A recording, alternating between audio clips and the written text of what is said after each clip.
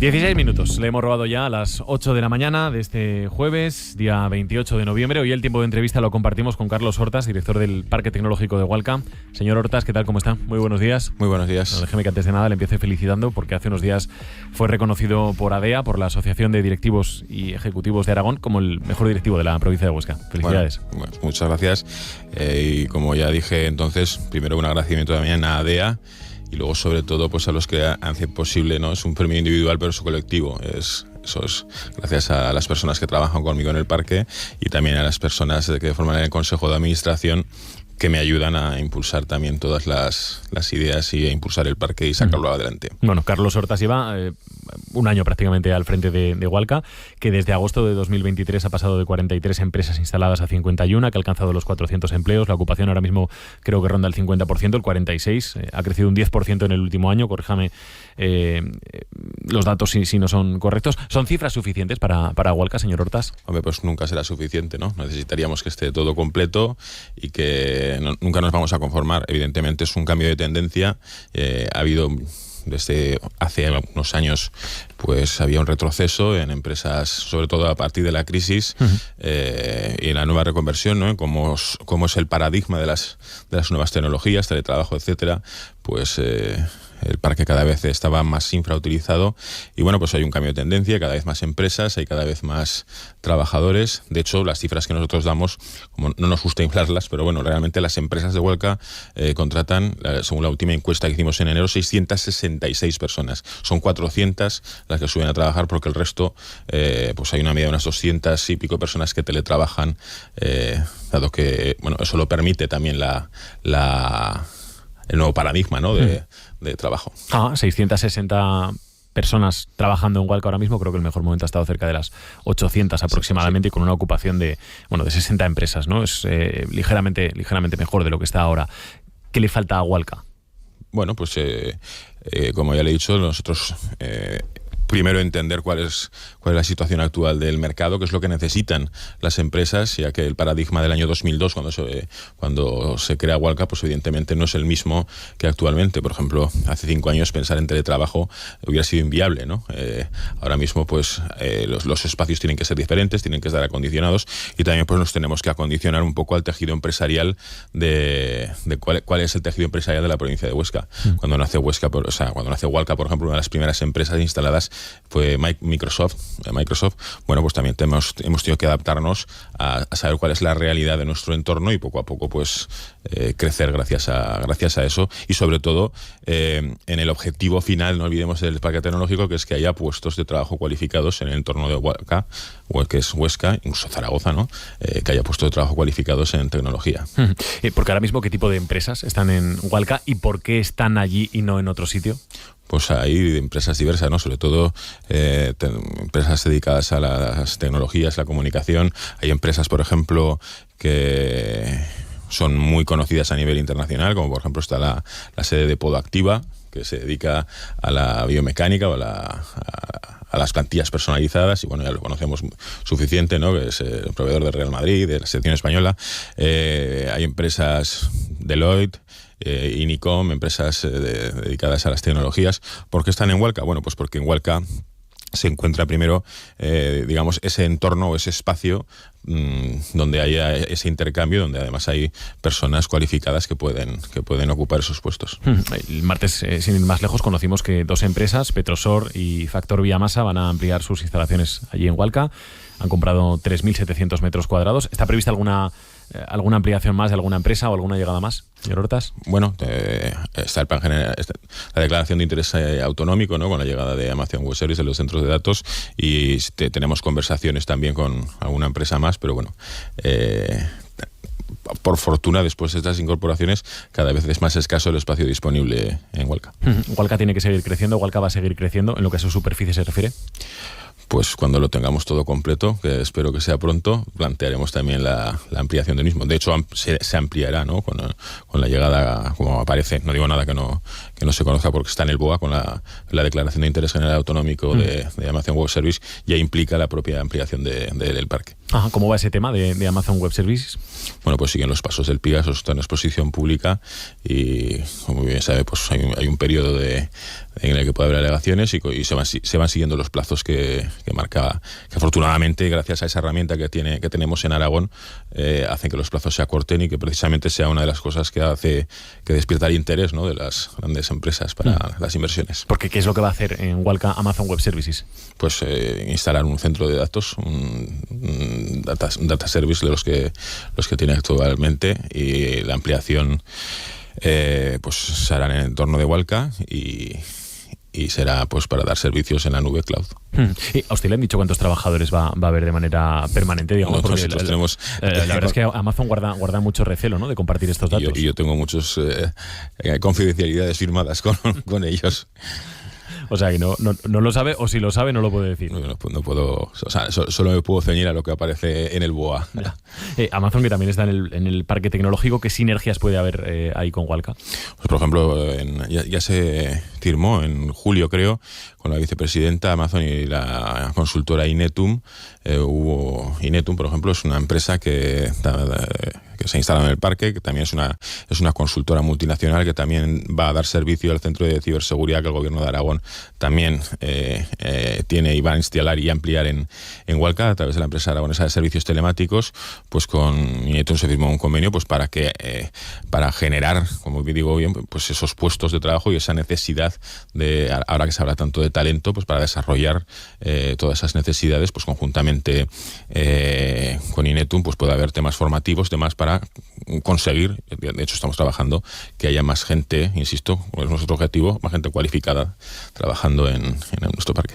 Esto de conseguir que Huesca de alguna manera, con el parque tecnológico, con Walka también, sea un referente en ciberseguridad a nivel estatal, ¿es una ensoñación o es algo que vamos a ver y que es algo plausible verdaderamente? Bueno, de hecho es algo que ya es, o sea, porque ahora mismo la ciberseguridad de todo lo que concierne al gobierno de Aragón y eso nos atañe a todos los ciudadanos, el salud, nuestros datos, bueno, pues todo eso se está manejando desde un pabellón que hay en Walka. La ciberseguridad es muy importante y más en los tiempos que corren ahora mismo, y bueno, hay unas inversiones fuertes ya aprobadas por el Consejo de Gobierno y va a ser una realidad en breve.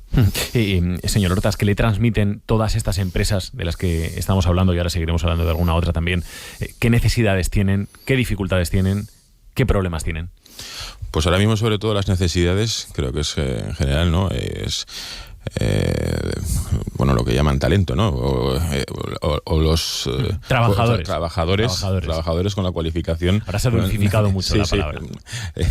La mano de obra cualificada, ¿no?, que hemos dicho de toda la vida. Cualificada porque como la tecnología avanza y el paradigma avanza, no es que no estén, yo creo que no es que no estén formados, sino que hay que formarlos en la especificidad, y sobre todo las tecnologías ahora mismo cambian en 6 meses, por ejemplo. Cualquiera de nosotros lo ha podido ver con la inteligencia artificial. Hemos pasado de mirar en Google una cosa a poderle preguntar al ChatGPT, que lo tenemos a lo mejor en el móvil, dime esto, y él mismo te responde. Y todo esto sucedió en 3-4 meses. Todo eso requiere una transformación también en la formación, en la programación. Entonces, solo un ejemplo, ¿no? Sucede pues con impresión aditiva, con otras muchas tecnologías.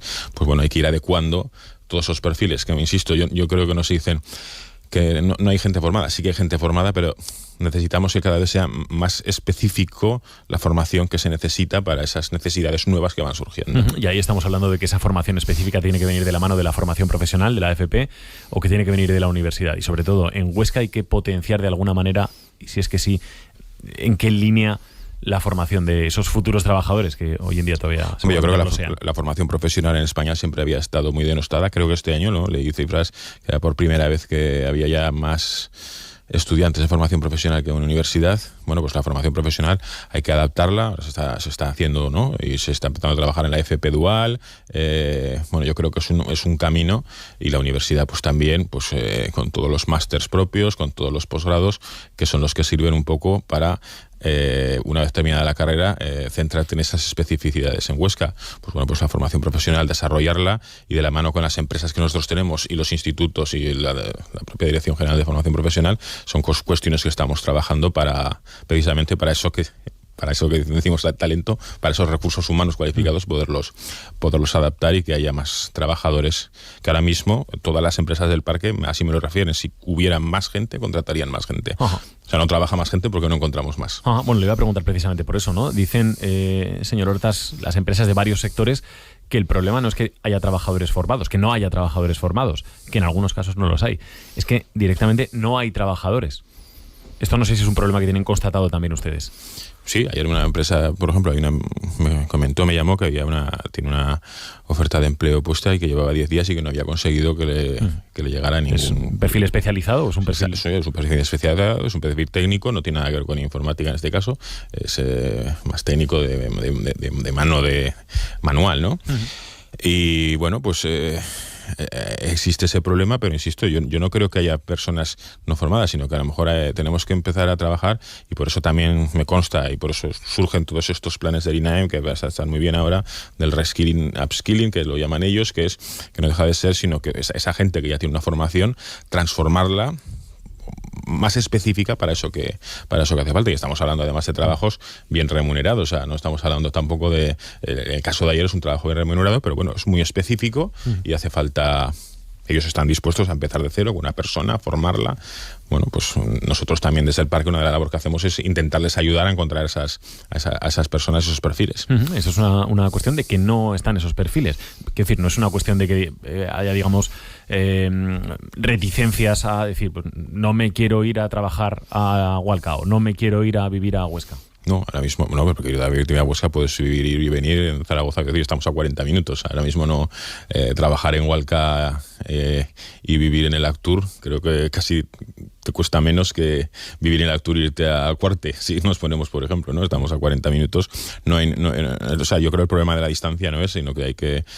Bueno, a lo mejor, y en eso es una de las cuestiones que también yo hablé, y gracias a lo mejor a programas como hoy, que se conozca lo que hay en Hualca, porque realmente yo creo que es un poco es un gran desconocido. A lo mejor hay mucha gente que no está, bueno, la expresión, ¿no? La expresión, echando el currículum en esas empresas, a lo mejor por desconocimiento, ¿no? Uh-huh. Bueno, pues hay muchas empresas que necesitan esa cualificación y que, bueno, saber que existen, porque yo creo que es importante también. Termino, señor Hortas. ¿Cuánto le ayudaría a Hualca una mejora de las comunicaciones entre Zaragoza y Huesca? Porque se ha hablado mucho de un hipotético cercanías, de mejoras en los autobuses. Bueno, yo en una etapa anterior he sido yo muy crítico, además sobre todo con el tema de cercanías, ¿no? Yo creo que el tren en Huesca no está bien planteado desde hace mucho tiempo por el Ministerio. Hay una... Está preparada para la alta velocidad, se desarrolló en toda España la alta velocidad, pero los trenes de cercanías no se desarrollaron, y yo creo que en el corredor Huesca, Zuera, Villanueva, que hubiera más trenes, y para eso hay que desdoblar la vía de ancho ibérico, cambiar a lo mejor la catenaria para 3.000 vatios en vez de 25.000 que utilizan los trenes de alta velocidad. Con poca inversión se podría hacer que habría trenes cada 30 minutos, y eso significaría que tú puedes coger en la estación de Goya un tren y en 30-40 minutos estar en Hualca o en Huesca, como pasa en Alicante o como pasa en casi todas las ciudades de España. Yo creo que para el gobierno de España hemos sido uno de los grandes olvidados, sobre todo en el tema de ferroviario, no en la alta velocidad, sino en el tema ferroviario de cercanías. Pues Carlos Hortas, director del Parque Tecnológico Hualca, muchísimas gracias por haber estado esta mañana con nosotros. Muchísimas gracias a vosotros. Muy buenos días. 8:30. Ahora seguimos, en un instante, la tertulia. Esta semana sigue con nosotros el mejor deporte en Aragón en Juego.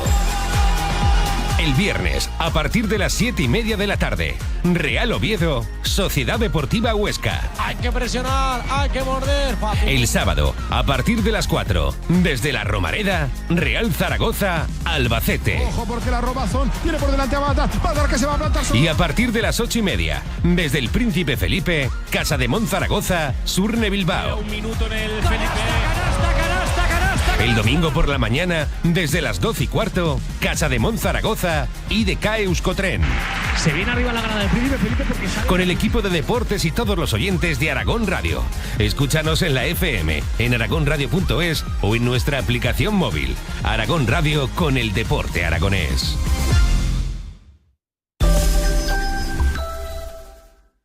Picture me upon your knee with tea for two and two for tea.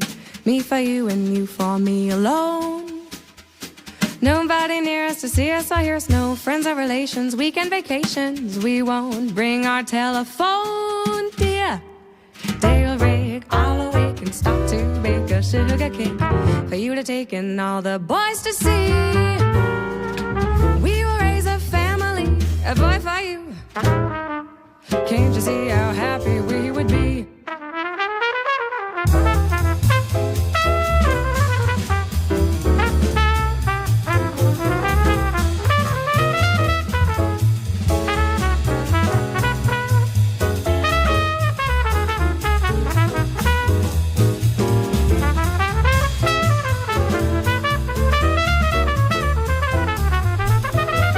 Pues aquí estamos ya, en el tiempo de tertulia que esta mañana compartimos con Mónica Fuentes. Hola Mónica, ¿qué tal? Muy buenos días. Buenos días. Mónica Fuentes, periodista de Heraldo de Aragón, con Juan David Gómez Quintero, sociólogo, profesor de Trabajo Social de la Universidad de Zaragoza. Juan David, ¿qué tal? Muy buenas. Buenos días a todos. Y con Enrique Serveto, corresponsal de ABC en Bruselas. Hola Enrique, ¿qué tal? Muy buenos días.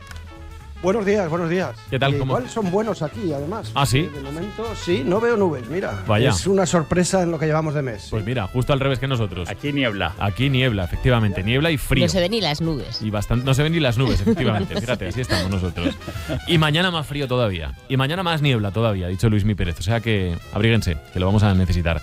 Bueno, vamos ya con la tertulia. Vamos a empezar la mañana hoy poniendo la mirada en lo político, porque a las 9:30 de la mañana se retoma el pleno de las Cortes de Aragón, que comenzó ayer. Hoy la sesión va a girar en torno al control del gobierno. Se va a hablar de diferentes asuntos, se va a hablar de sanidad, se va a hablar de la gratuidad de la educación infantil, se va a hablar de autónomos, en fin, bueno, se va a hablar de muchas cosas. Ayer, entre otras cuestiones, se convalidó por unanimidad el decreto ley de ayudas a los afectados en Aragón por las danas de finales de agosto y de finales de octubre, ayudas que van a llegar a diferentes municipios, aunque realmente el debate estuvo en los presupuestos. Así que vamos a organizar todo. Ayer, Esperanza, ¿qué se dijo al respecto de los presupuestos? Pues en resumen, lo que hubo ayer en las Cortes fueron reproches porque las cuentas no vayan a estar, parece, en tiempo y forma, tal y como anunció el Ejecutivo en septiembre. Vamos a hacer un resumen de sonidos desde el Partido Socialista. Maite Pérez. Señorías, es que no presenta los presupuestos porque está demasiado entretenido en otros temas que no es Aragón, en la política nacional, en la situación del Partido Socialista, pero no como presidente, que es su única responsabilidad. En la misma línea, desde Chunta Aragonesista, José Luis Oro. No hay presupuestos porque no quería arriesgarse a tener un techo de gasto que se rechazara o se rehén, si se aprobara el techo de gasto, a tener que presentar los presupuestos y que después no consiguiera aprobar esos presupuestos. Sí confía José Luis Oro, tal y como dijo aquí en estos estudios, en los micrófonos de Buenos Días Aragón, en que aunque llegarán tarde, habrá presupuestos ya en 2025, una vez haya presupuestos generales del Estado. Más reproches desde Izquierda Unida. Su portavoz es Álvaro Sanz.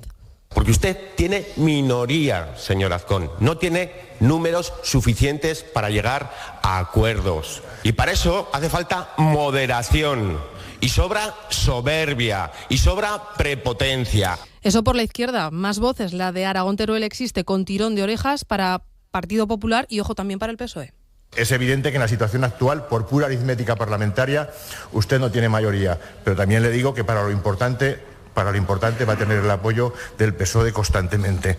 Decía esto Guitarte reprochando que PP y PSOE sí han sido capaces de acordar la legislación, están de acuerdo en materia de renovables. En el Partido Aragonés, Alberto Izquierdo. Tiene mucho menos lastre del que tenía. Cuente usted con el apoyo de gente previsible, como el Partido Aragonés. Somos gente de fiar y somos gente previsible. Ha tenido usted la mala suerte de depender de gente que no es de fiar y que no es previsible, como Vox. Y esta es la realidad. Y precisamente sus hasta ahora socios en el gobierno. Pero de verdad, qué difícil me lo está poniendo para aprobar los presupuestos. Qué difícil nos lo está poniendo. El gobierno de Aragón es hoy sencillamente peor que cuando estábamos nosotros. Es lo que decía Alejandro Nolasco de Vox, a cuenta no de cuestiones aragonesas, sino de los pactos en Europa para hacer a Teresa Rivera vicepresidenta de la Comisión Europea. En respuesta, el presidente Jorge Azcón miraba especialmente a la situación del Partido Socialista. De la inestabilidad de la que hoy se habla en la política de este país, que no es de la inestabilidad de la Comunidad Autónoma de Aragón, de la que se habla, por cierto, por atraer miles de millones de euros de inversión. De la inestabilidad de la que hoy se habla, aunque ustedes todos con la cabeza, es de su inestabilidad. Es de la inestabilidad del Partido Socialista, es de la inestabilidad del gobierno del señor Sánchez. Bueno, pues todos estos son los sonidos, gracias Esperanza, que escuchamos ayer en el Palacio de la Aljafería, en las Cortes de Aragón. A esto podríamos añadir también el sonido de Octavio López, las palabras de Octavio López, que antes por la mañana dijo aquí en este programa que efectivamente en cuestión de días o de semanas el gobierno podría lanzar el techo de gasto y empezar con la tramitación de los presupuestos. Mónica, ¿cómo ves las cosas ahora mismo en relación con la aprobación de los presupuestos y qué te pareció el debate que vimos ayer en las Cortes sobre esto? Pues a ver, yo la verdad es que lo veo bastante complicado. Al final es lo que ocurre cuando no tienes mayoría, y ahora mismo el Partido Popular de Jorge Azcón no la tiene en las Cortes de Aragón. Al final yo creo que todo gobierno, gobiernos autonómicos, ayuntamientos, gobierno central, tienen que presentar siempre una propuesta de presupuestos, aunque sepa ya de antemano que va a ser muy difícil que consiga sacarla adelante, y en estos momentos va a ser difícil que pueda sacar adelante ya no solamente el techo de gasto, sino también la propuesta completa de presupuestos, ¿no? Depende demasiado quizás de Vox, que probablemente pues fije una serie de condicionantes para tratar de apoyarlo. Solamente te cuenta con el apoyo seguro del partido aragonés, que confirmaba ya ayer Alberto Izquierdo, y la situación política nacional tampoco invita a que el Partido Socialista pues pueda echar una mano a la hora de tener un proyecto de presupuestos. Recordaba también Ledesma, el portavoz del Partido Popular, que Javier Lambán tuvo que prorrogar los presupuestos en 2019. Y es verdad, lo que pasa es que la situación era bastante diferente, ¿no? Era un momento en el que íbamos a elecciones en 2019, y entonces pues Podemos tensó muchísimo la cuerda y fue imposible sacar adelante un proyecto. Aquí estamos hablando del segundo presupuesto que sería del gobierno actual. Entonces pues vamos a ver si finalmente llega esa propuesta a las Cortes y qué pasa con ella. Pero yo la verdad es que lo veo bastante complicado. Y eso que hace unos meses Azcón, el gobierno de Azcón, hizo algunos guiños que podrían resultar interesantes a Vox. Recordemos, por ejemplo, las modificaciones que se hicieron a la política fiscal, especialmente relacionado con lo que eran las sucesiones, las herencias, todo lo que tiene que ver con esa fiscalidad muy vinculada al patrimonio, que era una de las reivindicaciones que hacía Vox y que podía entrar dentro de, digamos, un paquete de negociaciones que facilitaran el apoyo de Vox, pero hay otros elementos que son innegociables, ¿no? Pues el tema, por ejemplo, de la política de acogida de inmigrantes, que fue el elemento diferencial, también algunas cuestiones relacionadas con las posturas en Europa, que también lo hemos visto mucho durante estos días con las negociaciones y las votaciones para el nombramiento de una nueva Comisión Europea. Así que, bueno, digamos que en este momento precisamente las negociaciones se tuercen o se hacen más difíciles pues para que los partidos que tienen algo que ganar lo consigan, y en este momento quien tiene que ganar no tiene Vox nada que perder y mucho que ganar si consigue por lo menos algunas concesiones que estén buscando. Veremos a ver qué tipo de negociaciones van a dar fruto, pero bueno, parece ser que algunos partidos están más tranquilos respecto a que no esté Vox en el gobierno, y en general sí que después de escuchar a todos los portavoces había cierto alivio, es decir, que a pesar de la dificultad de aprobar presupuestos, el que no esté en las instituciones pues aparece como un elemento no solamente en la izquierda, el propio PAR o el propio Teruel Aragón Existe elogian que haya una especie de lastre que se hayan quitado, y bueno, puede que eso facilite también acuerdos, pero de momento, desde luego, el escenario no es nada claro, es como el día de hoy, Enrique, con mucha neblina. Sí, efectivamente.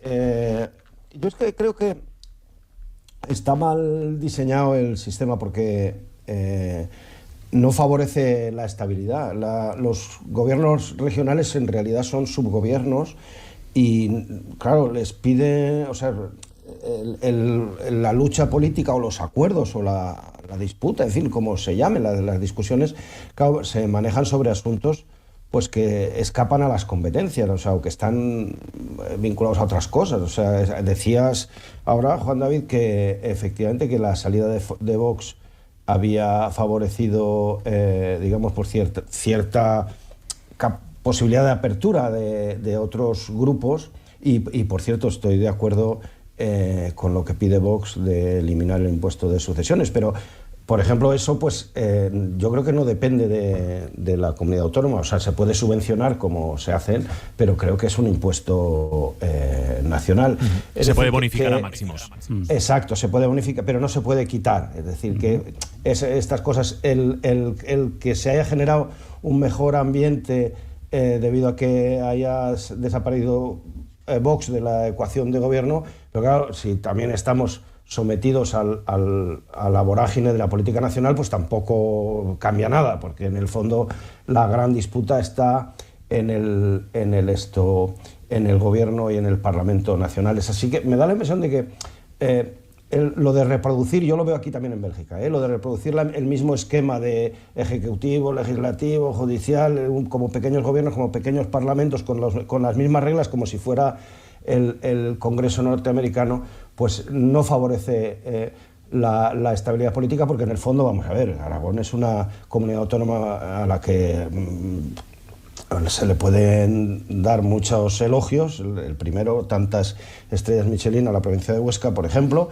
pero quiero decir que es una entidad política y institucional pues muy pequeña. Yo creo que habría que pensar en modificar la ley electoral para que estas cosas, pues para que el gobierno que esté en el poder, el que gane las elecciones, pues que se favorezca la estabilidad, porque si no esto es un poco comedia. O sea, vamos a ver, al final que están reproduciendo el mismo mecanismo como si fuera el Parlamento Europeo, pero bueno, pues es una cosa muy pequeña. O sea, no, yo creo que estamos perdiendo el tiempo en cosas que no, es demasiada energía que se pierde en esto, ¿no?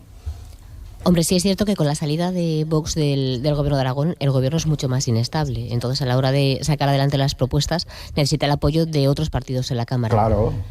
Creo también que es normal que tanto el partido aragonés como Aragón Teruel Existe prefieran que Vox haya salido del gobierno, porque para ellos tiene menos penalización política apoyar a un gobierno liderado por el Partido Popular a un gobierno liderado con el Partido Popular y con Vox, que de vez en cuando va a sacar adelante algunas medidas con las que probablemente no estén de acuerdo. Yo creo que Vox en Aragón no es independiente, entonces Vox también está metido dentro de un paraguas que es Vox Nacional, que también tendrá que decidir qué pasa con todos aquellos gobiernos de los que decidió salir por el tema de la inmigración, porque yo creo que esto también, si en los demás gobiernos se decide apoyar al Partido Popular, quizás en Aragón también. Yo creo que no es una decisión que se vaya a tomar en exclusiva desde Vox en Aragón. Y luego también a mí me parece que deberían de hacer todos los partidos un ejercicio de responsabilidad, ¿no? Aragón está bastante bien económicamente, y yo creo que harían bien en tratar de sacar un proyecto de presupuestos negociado y como sea. Yo creo que hay un montón de ayudas europeas todavía pendientes por canalizar, y yo creo que estamos en un momento de la legislatura en el que nos beneficiaría bastante el poder disponer de unos presupuestos y no de unas cuentas que estén prorrogadas. Claro, y además es que Vox podría apoyar sin el coste que supone el desgaste del gobierno, con lo cual supongo que en eso podrían llegar algunos acuerdos. Miremos todo lo que supuso la salida de Vox, por ejemplo, en el caso de la Comunidad Valenciana, que no tuvo que sufrir el desgaste de todo lo que implica la responsabilidad política por la gestión de las consecuencias de la DANA, de tal manera que en el caso aragonés apoyar unos presupuestos pero sin estar en el gobierno podría generar valorizar su aportación respecto a sacar adelante algunas políticas que puedan considerar interesantes en su espectro político, y sin embargo no sufrir ningún desgaste. Pero efectivamente, como decís, el caso, pues es un partido que depende mucho, quizás el que más, de la dirección nacional, y eso puede dificultar. Y me ha hecho recordar, Enrique, el modelo griego, que al ganador de las parlamentarias le dan 50 escaños más, precisamente para favorecer la gobernabilidad, tanto para investiduras como para presupuestos. No sé si ese modelo aquí igual es... Bueno, claro, hay diferentes modelos, efectivamente. Por cierto, una ventana también abierta al pleno de hoy, y ya vamos con otros temas, vamos con transporte y con la huelga de los autobuses que hoy tenemos en toda la comunidad autónoma. Ayer en el pleno, la consejera de Bienestar Social y Familia, Carmen Susín, avanzó que antes del mes de marzo, antes de que termine marzo, habrá un anteproyecto de ley de ordenación de entidades privadas que trabajan con los servicios sociales. Dicho de otra manera, se modificará la normativa de residencias. Decía ayer Carmen Susín en el pleno. Respecto a las ratios de atención de las que tanto se ha hablado estos días, señorías, en Aragón la ratio de atención en horario de noche es de un auxiliar por cada 35 usuarios. Yo no puedo opinar sobre la suficiencia o no, solo puedo aportar una comparación, y les aseguro que en Aragón hoy la ratio en horario nocturno es mucho más favorable que en otras comunidades autónomas. Aquí, lógicamente, hablaba Carmen Susín y se refería a los comentarios que ha habido, ¿no?, a las preguntas que han surgido de si en el incendio de la residencia de Villafranca de Ebro, habiendo 2 personas, era el personal suficiente para cubrir, digamos, toda la vida, aunque sea durmiendo, lógicamente, en una residencia en la que había 70 personas. Os pregunto, Juan David, empiezo por ti. Claro, hablamos de que es una normativa que tiene 32 años aproximadamente, 3 décadas, evidentemente ha cambiado todo mucho. ¿Qué hay que hacer con la regulación de este tipo de entidades privadas que trabajan con los servicios sociales? Bueno, pues ¿cuánto tiempo tengo? No, vamos a ver. Mañana a las 7 no empezamos el matinal del viernes. No, pero no me resulta inconcebible que la consejera dice que si no es la persona indicada para señalar si la ratio es suficiente o no. Entonces, ¿en manos de quién podemos estar? Por supuesto que tiene competencias para señalar si la ratio es adecuada, y a simple vista vemos que la propia tragedia de Villafranca de Ebro es una señal de que 2 auxiliares para 35 personas son claramente insuficientes, porque son personas que están en una situación de movilidad reducida, son personas que tienen probablemente situaciones de atención de algún nivel de demencias o algún tipo de enfermedades, pues fruto del deterioro cognitivo que trae la edad, y por supuesto que necesitamos mejorar esta situación. Hay un problema muy serio con la gestión de estas residencias. Recordemos que en España el 70% de las residencias son privadas. No habría ningún problema que sean privadas si no encontráramos allí unas situaciones de precariedad laboral, de escasa valoración social y también laboral de las auxiliares de enfermería, las auxiliares de geriatría, donde el 90% son mujeres, por cierto, que tienen tareas físicas y emocionales muy exigentes. Entonces, mientras que esas condiciones laborales, mientras que esa gestión, mientras que haya empresas que pretendan la rentabilidad, maximizar la rentabilidad a cargo o a costa de estas condiciones, pues aquí tendremos un problema muy serio. A mí me parece incluso que como sociedad debemos plantearnos hasta qué punto debe haber fondos de inversión en residencias. ¿Por qué? Porque es que no es un servicio que a priori tenga un enorme potencial de lucro, precisamente porque se trata de cuidar a los más vulnerables de nuestra sociedad. Entonces, a mí me parece que, por supuesto, que hay que actualizar esa legislación, que hay que mejorar las ratios, hay que mejorar las condiciones laborales. ¿Van a subir los costos? Por supuesto, pero es que pensemos que año tras año subimos la tasa de envejecimiento y de sobreenvejecimiento y de dependencia en España y especialmente en Aragón. Entonces, primero, no es el único modelo el residencial, sí que es muy importante, hay otros modelos como el del servicio de ayuda a domicilio, como todos los modelos que implican apoyos en el propio sitio de residencia de las personas para que no tengan que llegar a la residencia. Hay iniciativas donde solo es el 3% en España del cohousing, que es esta convivencia autónoma en apartamentos que tienen una serie de servicios comunes, que es muy poca, digamos, la implantación, pero que tiene grandes beneficios porque mantiene la autonomía de las personas. En conclusión, por supuesto que hay margen de mejora y por supuesto que la consejera tiene margen para opinar y mejorar las ratios. Totalmente de acuerdo con Juan David. Si no es competente ella para tratar de mejorar las cosas, ¿quién lo es, ¿no? Ella es la consejera y bajo su tutela tiene que estar ahora mismo este servicio.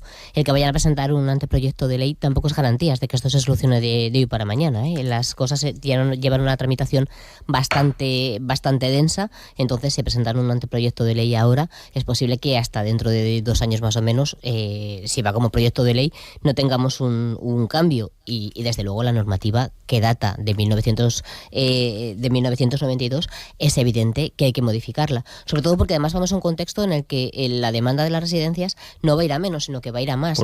Hay cada vez más envejecimiento de la población y al final lo que se tienen que hacer es establecer las condiciones para que los mayores que tengan que utilizar estas residencias estén bien atendidos y para que la ley de dependencia funcione y ayude también a las familias a afrontar el altísimo coste que implica hoy en día el poder acceder a una residencia. Habrá que aumentar las plazas concertadas, habrá que subvencionar en parte a algunas personas mayores que no tengan capacidad económica suficiente como para pagar esos servicios. Entonces yo creo que hay que volver a remodelar otra vez el sistema y analizarlo con muchísimo cuidado y sobre todo pensando en el futuro, no solamente en la situación que se está dando ahora. Sí, es verdad, porque en realidad, como decíais, la necesidad de residencias es creciente, es decir, que luego descenderá, pero ahora mismo vamos a ver unos 20, 25 años en los que el número va a ir aumentando sin cesar. Y eso pues es algo que hay que tomárselo muy en serio. También hay que tener en cuenta, fíjate, el otro día estaba escuchando un reportaje en la tele francesa que hablaban, porque estos fenómenos a veces de repente giran así en la esquina y la tendencia de repente se va donde no lo esperan, ¿no? Ahí en París hicieron el distrito financiero de la Défense, que es todo torres de rascacielos, de oficinas, de centros comerciales, de empresas de estas financieras y todo esto. Todo el mundo quería estar ahí hasta que llegó la pandemia.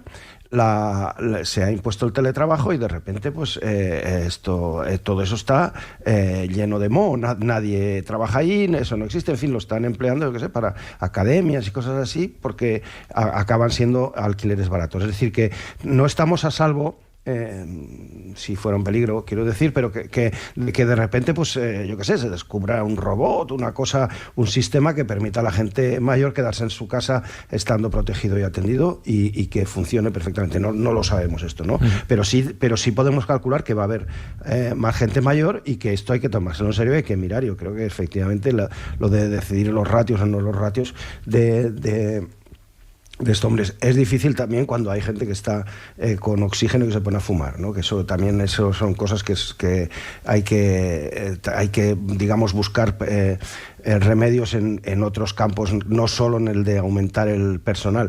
Pero esto sí hay que hacer una reflexión y un análisis y que los expertos nos preparen para lo que va a venir ahora, que ya te digo, los próximos 25 o 30 años van a ser pues de una demanda creciente de estos servicios, ¿no? No, ya señala una cosa muy interesante, Enrique, que no habíamos hablado, y es precisamente el modelo residencial es una alternativa, pero recordemos, las familias es el último, digamos que recurren a la residencia como el último recurso, y en principio los servicios sociales procuran mantener a las personas en su domicilio el máximo tiempo, y es lo que ellas quieren también, porque les mantiene unidas a un territorio, a una comunidad, porque les hace sentir un sentido de pertenencia frente a su casa. Ojo, también las macroresidencias son un grave problema y lo vimos con la pandemia, entonces la recomendación siempre son residencias más pequeñas y acogedoras. Y como decía Enrique, y con esto termino, tenemos un enorme reto de todos los cambios tecnológicos que van a ocurrir en los próximos años. Ya tenemos la teleasistencia, que son las pulseras, los relojes, los collarines electrónicos en casos, digamos, de caídas o de emergencias, pero los cambios que va a haber en los próximos años con la domótica, la robótica, con todas las adaptaciones arquitectónicas, pues previsiblemente podrían hacer mucho mejor las estancias de personas en situaciones de vulnerabilidad o dependencia para que permanezcan en sus casas el máximo tiempo posible. 8:53 de la mañana. Hoy, por otra parte, hoy jueves vuelven a ser protagonistas los conductores de autobús porque vuelven los paros al sector del transporte de viajeros. Comisiones Obreras y CGT mantienen esos paros convocados para hoy y para mañana en autobuses urbanos, interurbanos, transporte discrecional y también rutas escolares, así que siguen presionando para conseguir su objetivo, que es adelantar la edad de jubilación de los conductores a los 60 años desde un momento concreto. Vamos a saludar a Juan Leiva, portavoz de la Federación de Servicios a la Ciudadanía de Comisiones Obreras. Señor Leiva, ¿qué tal? ¿Cómo está? Muy buenos días. Buenos días. Cuéntenos, buenos días a todos y a todas. A esta hora, ¿cuál es la situación? No sé si tiene datos de si se están secundando los paros o no.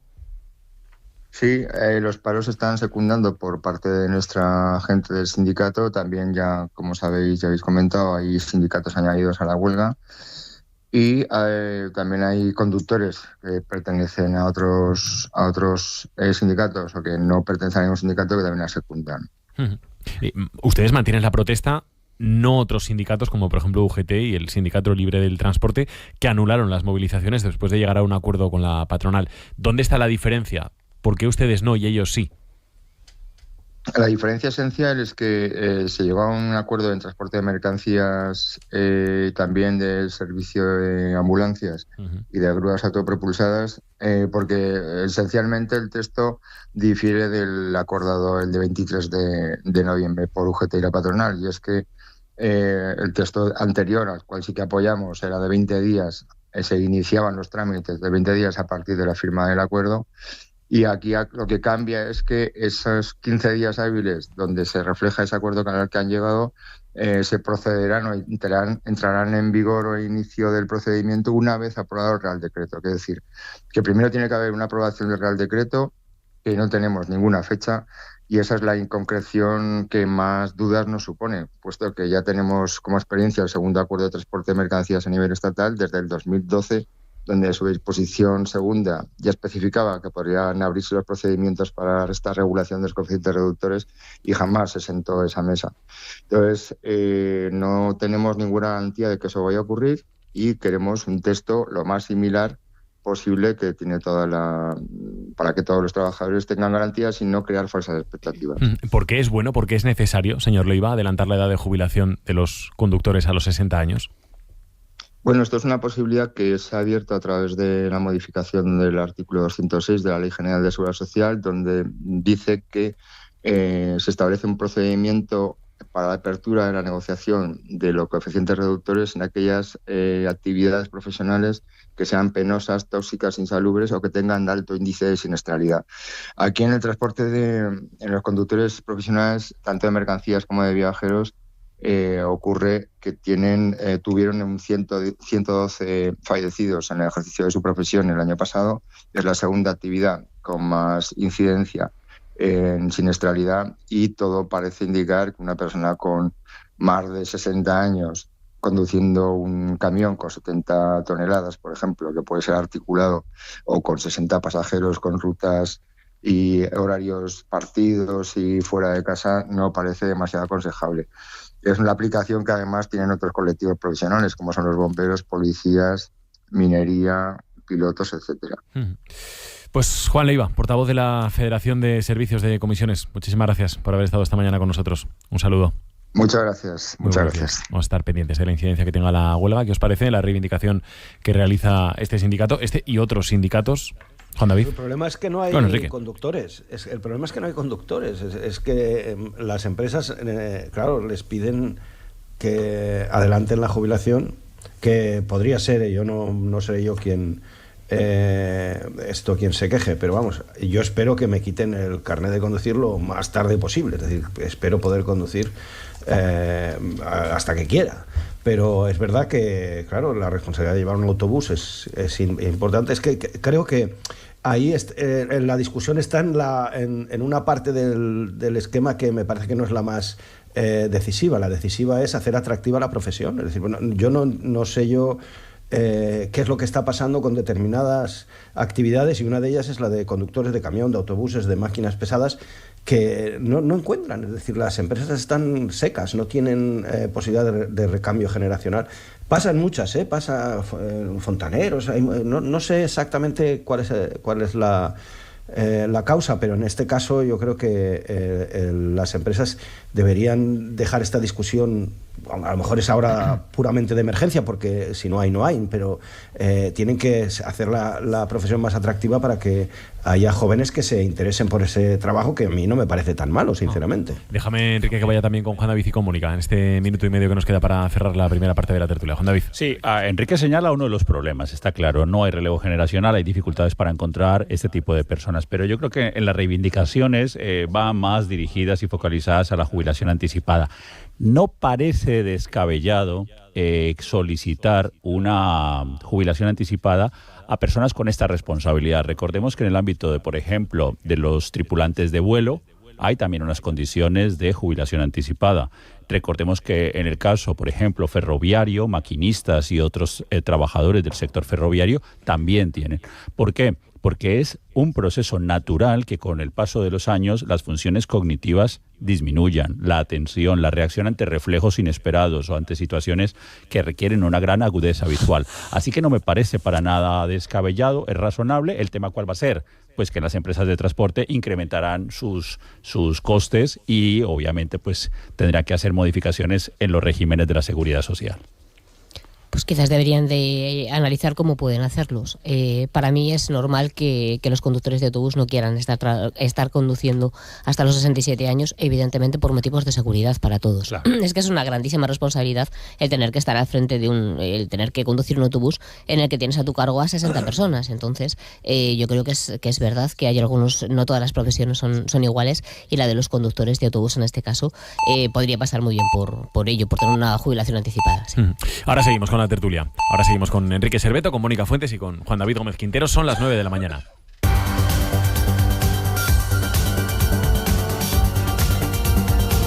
Y como hacemos siempre a esta hora, vamos a actualizar la información que es protagonista en este jueves, día 28 de noviembre. Ana, a esta hora de la mañana, ¿dónde ponemos la mirada? En el Parque Tecnológico Hualca, en Huesca, que sigue creciendo con la llegada de nuevas empresas vinculadas a las nuevas tecnologías. La ocupación ha crecido un 10% en el último año. Ahora operan allí más de medio centenar de empresas que dan trabajo a más de 650 personas.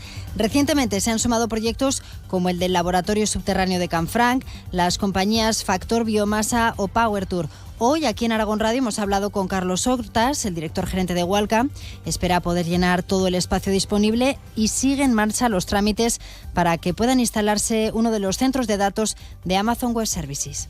Pues había un retroceso en empresas, sobre todo a partir de la crisis. El parque cada vez estaba más infrautilizado y bueno, pues hay un cambio de tendencia, cada vez más empresas, hay cada vez más trabajadores. De hecho, las cifras que nosotros damos, como no nos gusta inflarlas, pero bueno, realmente las empresas de Hualca contratan, según la última encuesta que hicimos en enero, 666 personas. Son 400 las que suben a trabajar porque el resto, pues hay una media de unas 200 y pico personas que teletrabajan.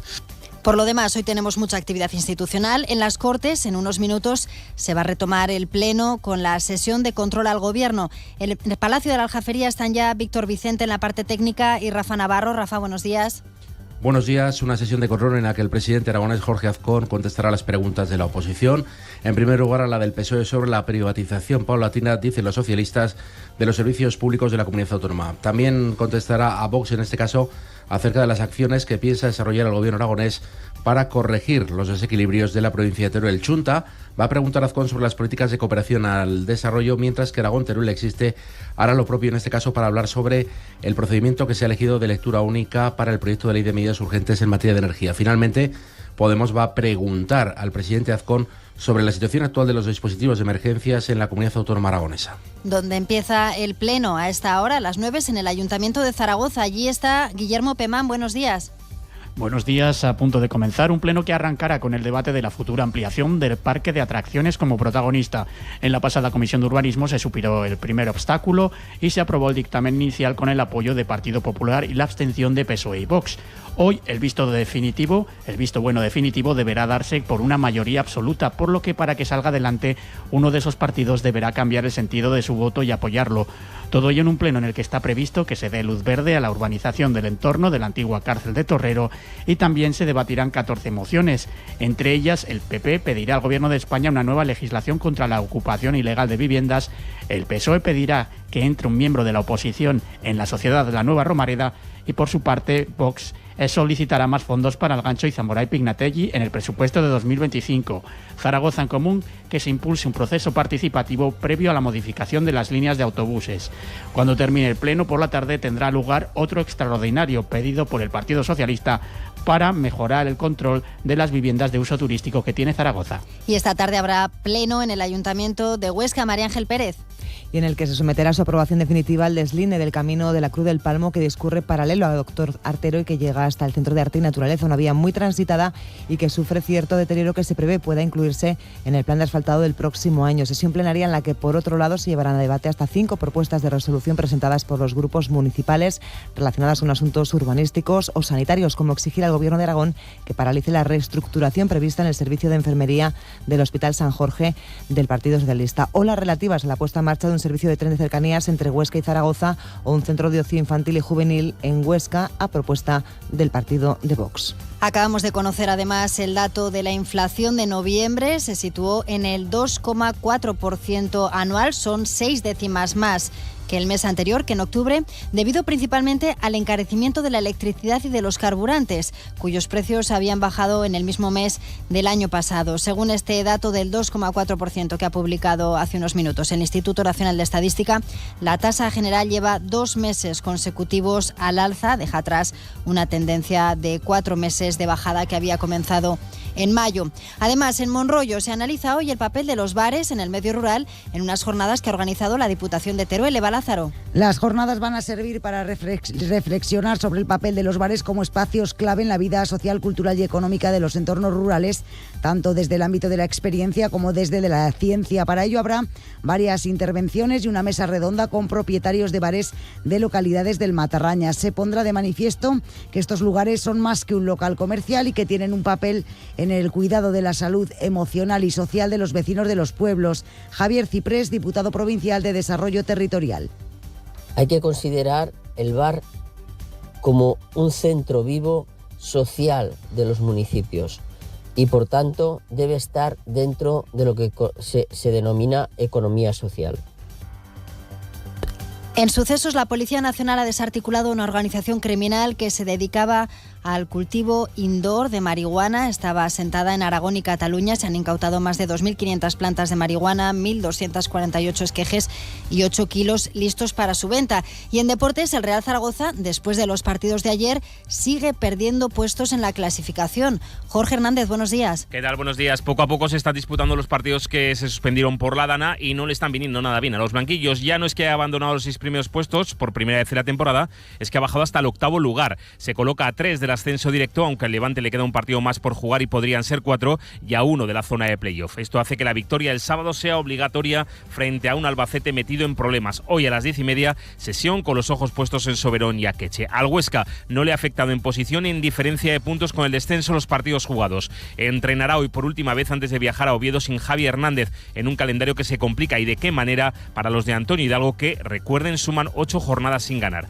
En la Copa del Rey, el Real Zaragoza y el Barbastro contra Granada y Español jugarán el martes, y el miércoles el Huesca y el Egea frente al Nastic y el Valencia respectivamente. Y en la Euroliga, gran victoria de Casademón femenino frente al Villanef, que le hace llegar con 4 victorias a la segunda fase y con serias posibilidades de conseguir el pase a la siguiente. Carlos Cantero reconoció ayer que el club está en el mercado para traer nuevas jugadoras. Y terminamos con el tiempo. Luismi Pérez, buenos días. Buenos días, jornada que empieza con más frío que ayer y, por ejemplo, tenemos 3 grados tanto en Zaragoza como en Huesca y 2 grados bajo cero en Teruel. Además, con la compañía de la niebla, que ahora se extiende por muchas zonas de la ribera del Ebro y del centro y sur de Huesca. Esa niebla que va a persistir en algunos tramos del Ebro, sobre todo los extremos, hacia la Ribera Alta y por otra parte el Bajo Aragón-Caspe, y también va a persistir entre la litera Cinca Medio y el Bajo Cinca. En esas comarcas con niebla va a hacer frío todo el día, y en cambio en el resto de la comunidad, especialmente en las montañas, en las sierras, cordilleras,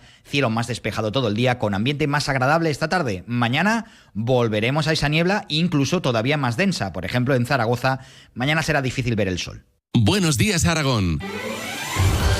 Javier de Sola. 9 de la mañana, 8 minutos. Seguimos en directo en Buenos Días Aragón, en Aragón Radio, en la radio autonómica, en la radio pública, con la mirada puesta ahora en la actualidad nacional, que la verdad es que estas últimas horas y estos últimos días viene protagonizada por un nombre propio con el que digamos que no estamos demasiado familiarizados en nuestra comunidad autónoma, en Aragón, que es el de Juan Lobato. Es un nombre que seguramente pues, no sonará al gran público en nuestra comunidad autónoma, pero es un nombre que es determinante ahora mismo en la actualidad política, porque hoy el Partido Socialista va a nombrar una gestora que se encargará del partido en la Comunidad de Madrid.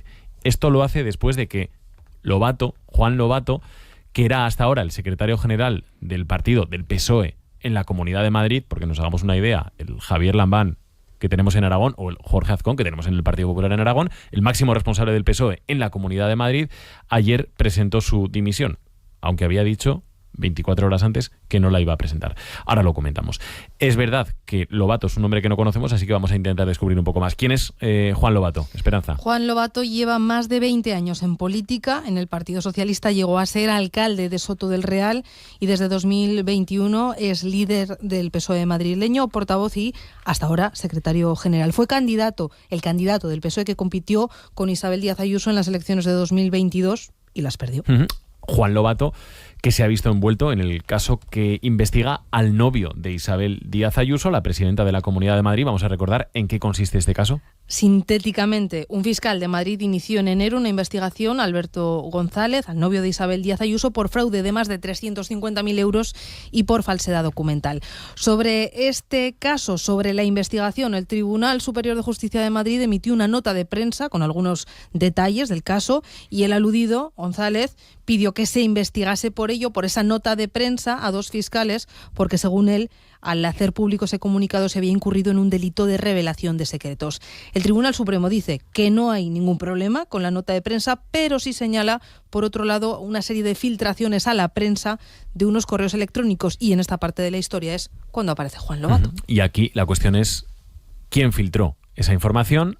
a quién se la filtró y si lo hizo con un objetivo, por ejemplo, de perjudicar la carrera política de Isabel Díaz Ayuso, la pareja del investigado. Aquí es donde entra Juan Lobato, porque hace apenas unas horas Lobato registró ante notario una serie de conversaciones que tuvo con un cargo de la Moncloa, del Palacio de la Moncloa, es decir, del gobierno, y eso generó un profundo malestar en el Partido Socialista. Lo que hacía Juan Lobato, de alguna manera, da la sensación, registrando ante notario esa conversación con un cargo de Moncloa, es cubrirse para garantizar que esa conversación efectivamente se había producido. A partir de que registrase ante notario esa conversación es donde vimos una reacción en el Partido Socialista de crítica hacia Lobato, que en un primer momento aguantó esa presión, aguantó esas presiones, dijo que se iba a quedar, pero que apenas unas horas más tarde ha dado el paso de dimitir. Mónica, ¿qué lectura hace de todo lo que estamos viendo? Que ya digo, es muy enrevesado. A nosotros desde Aragón, evidentemente, nos pilla un tanto lejos, pero claro, hay que recordar además el contexto en el que nos encontramos. Este fin de semana, Congreso Federal del Partido Socialista, la Federación de Madrid, evidentemente, es una federación importante para el Partido Socialista, como lo es para cualquier partido, y este fin de semana Pedro Sánchez va a revalidar su liderazgo al frente del Partido Socialista. Y vaya semana también para hacerlo, ¿no? Con todo lo que estamos conociendo en todos los diferentes ámbitos que son de los más variados. Por centrarme exclusivamente en Juan Lobato y a la espera de lo que pueda declarar mañana, viernes, día en el que empieza el Congreso del PSOE ante el juez, vamos a ver hacia dónde deriva todo este caso, porque a mí me parece muy grave todo lo que lo está rodeando. Por un lado, vamos a partir también de la base de que desde 2007 es la cuarta vez que una gestora tiene que tomar las riendas del PSOE madrileño, que algo estará pasando allí y no parece que sea nada bueno. Apuntabas, Javi, a que lo que se registra es una conversación con un alto cargo de Moncloa, que precisamente es la jefa de gabinete de Óscar López, que es la persona elegida por Pedro Sánchez para tomar las riendas del PSOE madrileño a costa de Juan Lobato. Entonces, al final, es como una especie de círculo que se va cerrando. Siempre ha estado cuestionado Juan Lobato porque ni se ha llegado a posicionar con los varones más críticos, ni ha estado en la cuerda de Pedro Sánchez, sobre todo en los últimos años.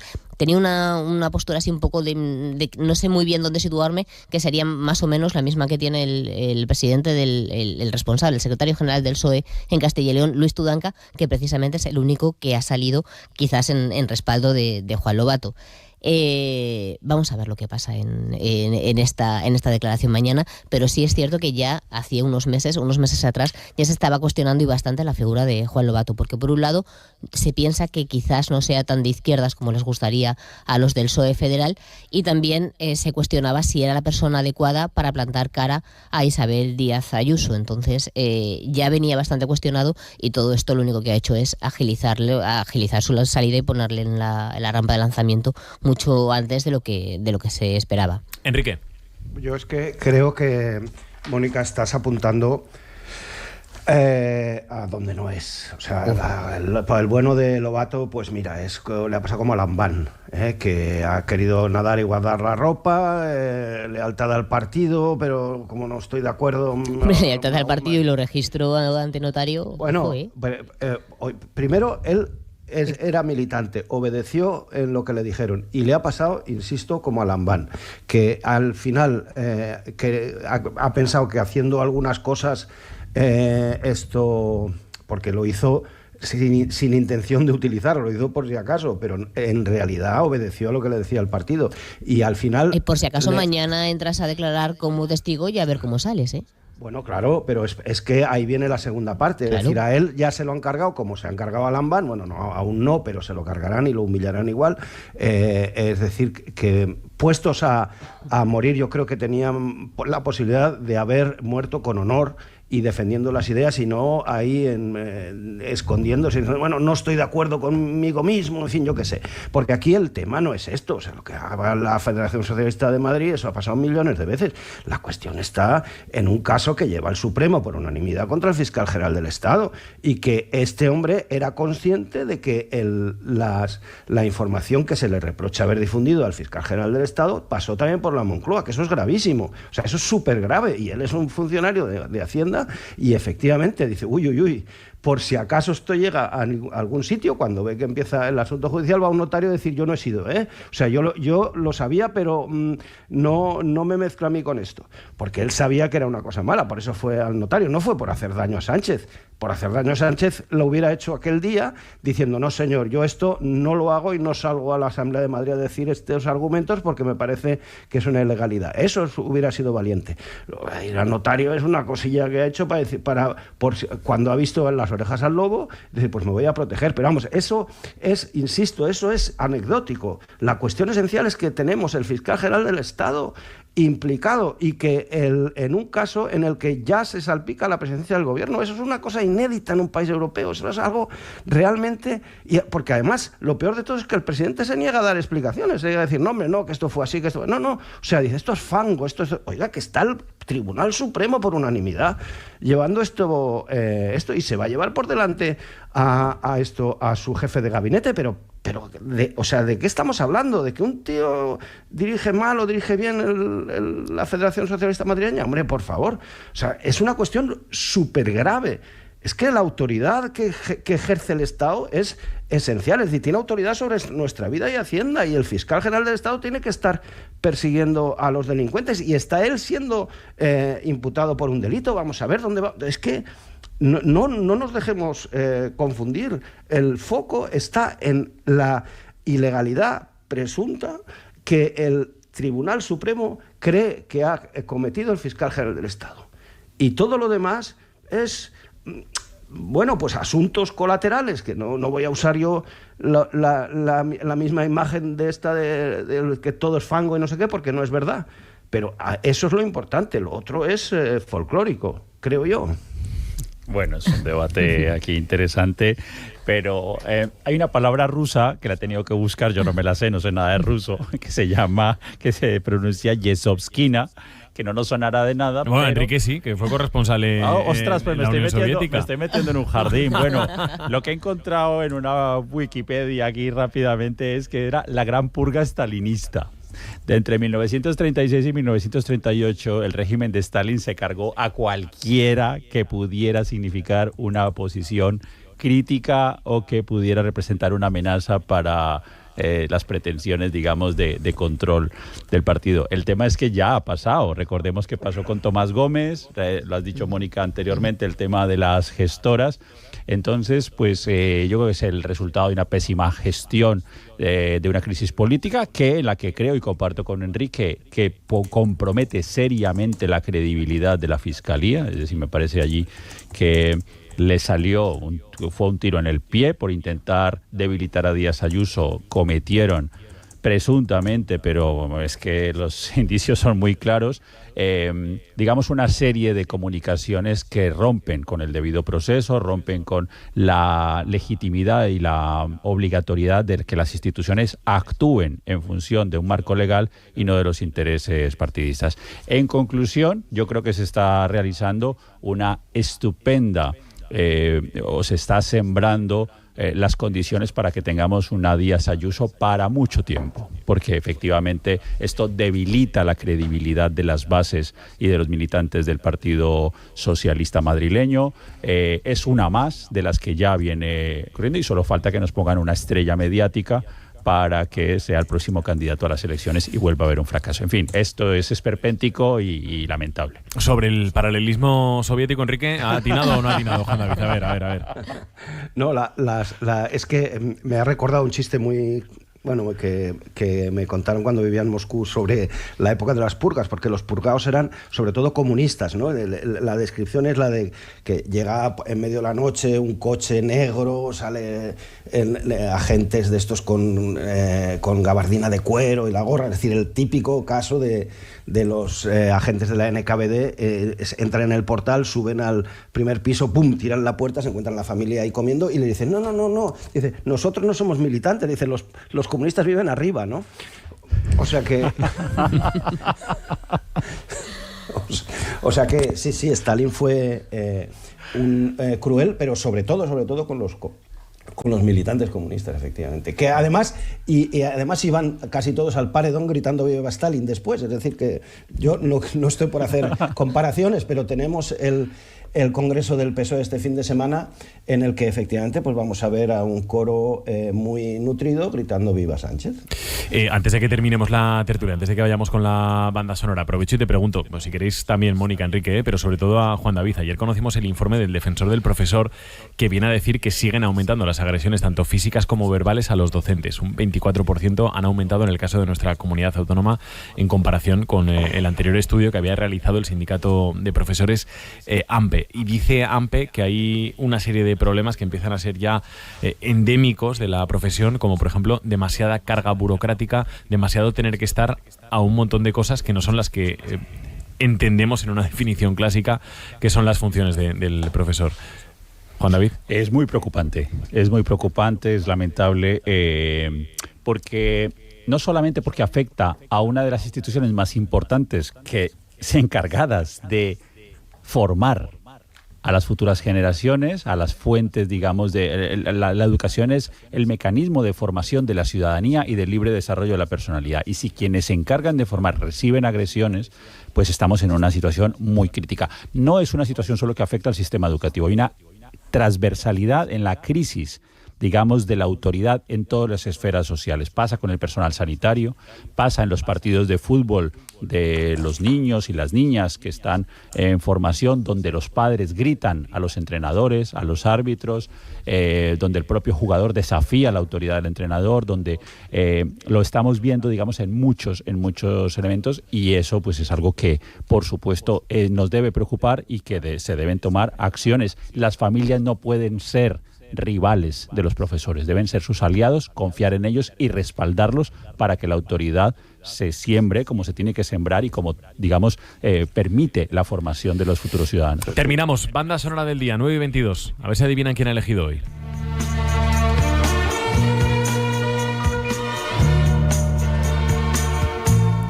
Yo no soy esa que tú te imaginas, una señorita tranquila y sencilla que un día abandonas y siempre perdona a esa niña. Sí, no, esa no soy yo. ¿Quién crees que ha elegido, Mónica? ¿Serveto o Juan David? Pues igual Serveto, ¿no? Igual Serveto, ¿no? Igual se le pega más. ¿Te pega más Serveto? Dice Mónica. Creo que sí, ¿no? Sí, hombre, pero era porque ahora mismo están todos yo no he sido, ¿no? Ayer eso ayuda. Está bien traído. No podrás presumir jamás de haber jugado con la verdad, con el amor. Es que cuando uno dice un tema de actualidad y luego escucha una canción, es que hasta de una manera casi natural, innata, parece que guarda relación la canción. Pasa casi con cualquier canción. ¿Qué te cuentan los oyentes en el 608-578-412? Esperanza. Pues mensajes sobre la cuestión de las residencias. Nerto Briguense nos dice: me parece muy bien que se suban las ratios de personal para que nuestros mayores estén mejor atendidos. Aquí el problema, dice, es encontrar personas con titulación adecuada para esa atención, y lo digo con conocimiento de persona afectada. No hay personal cualificado para atender. En los pueblos es todavía más sangrante este problema. Y sobre la cuestión de la edad de los conductores de autobús, Pepe Ferrer nos dice que, o se pregunta que cómo es posible que en un viaje del inserso en bus el más mayor acabe siendo el conductor. Esto lo comentamos el otro día, sí, es verdad, es curioso. Eso es lo que nos decía un conductor hace unos días. Bueno, gracias a todos por los mensajes. ¿Alguna cosa más? Enrique, Juan David, Mónica. Yo esperaba una canción en ruso de Enrique, no será la primera vez. Para ver si aprendemos. Alguna vez la ha puesto y nos ha dicho que decía una cosa, claro, y luego cualquiera sabe si es verdad que decía eso. Bueno, ahora se puede allí traducción automática con inteligencia artificial. Buena mañana, buen jueves, Enrique, Juan David, Mónica, todos. Que vaya muy bien. Buen día. Un abrazo. Esa niña sí, no.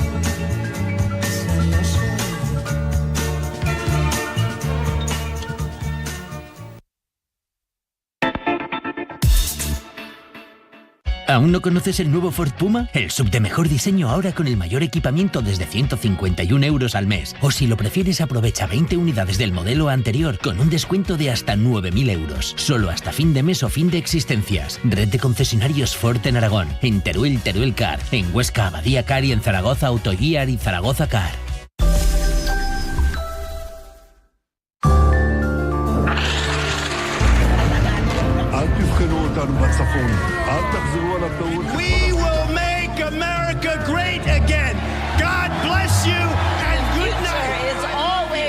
fighting for.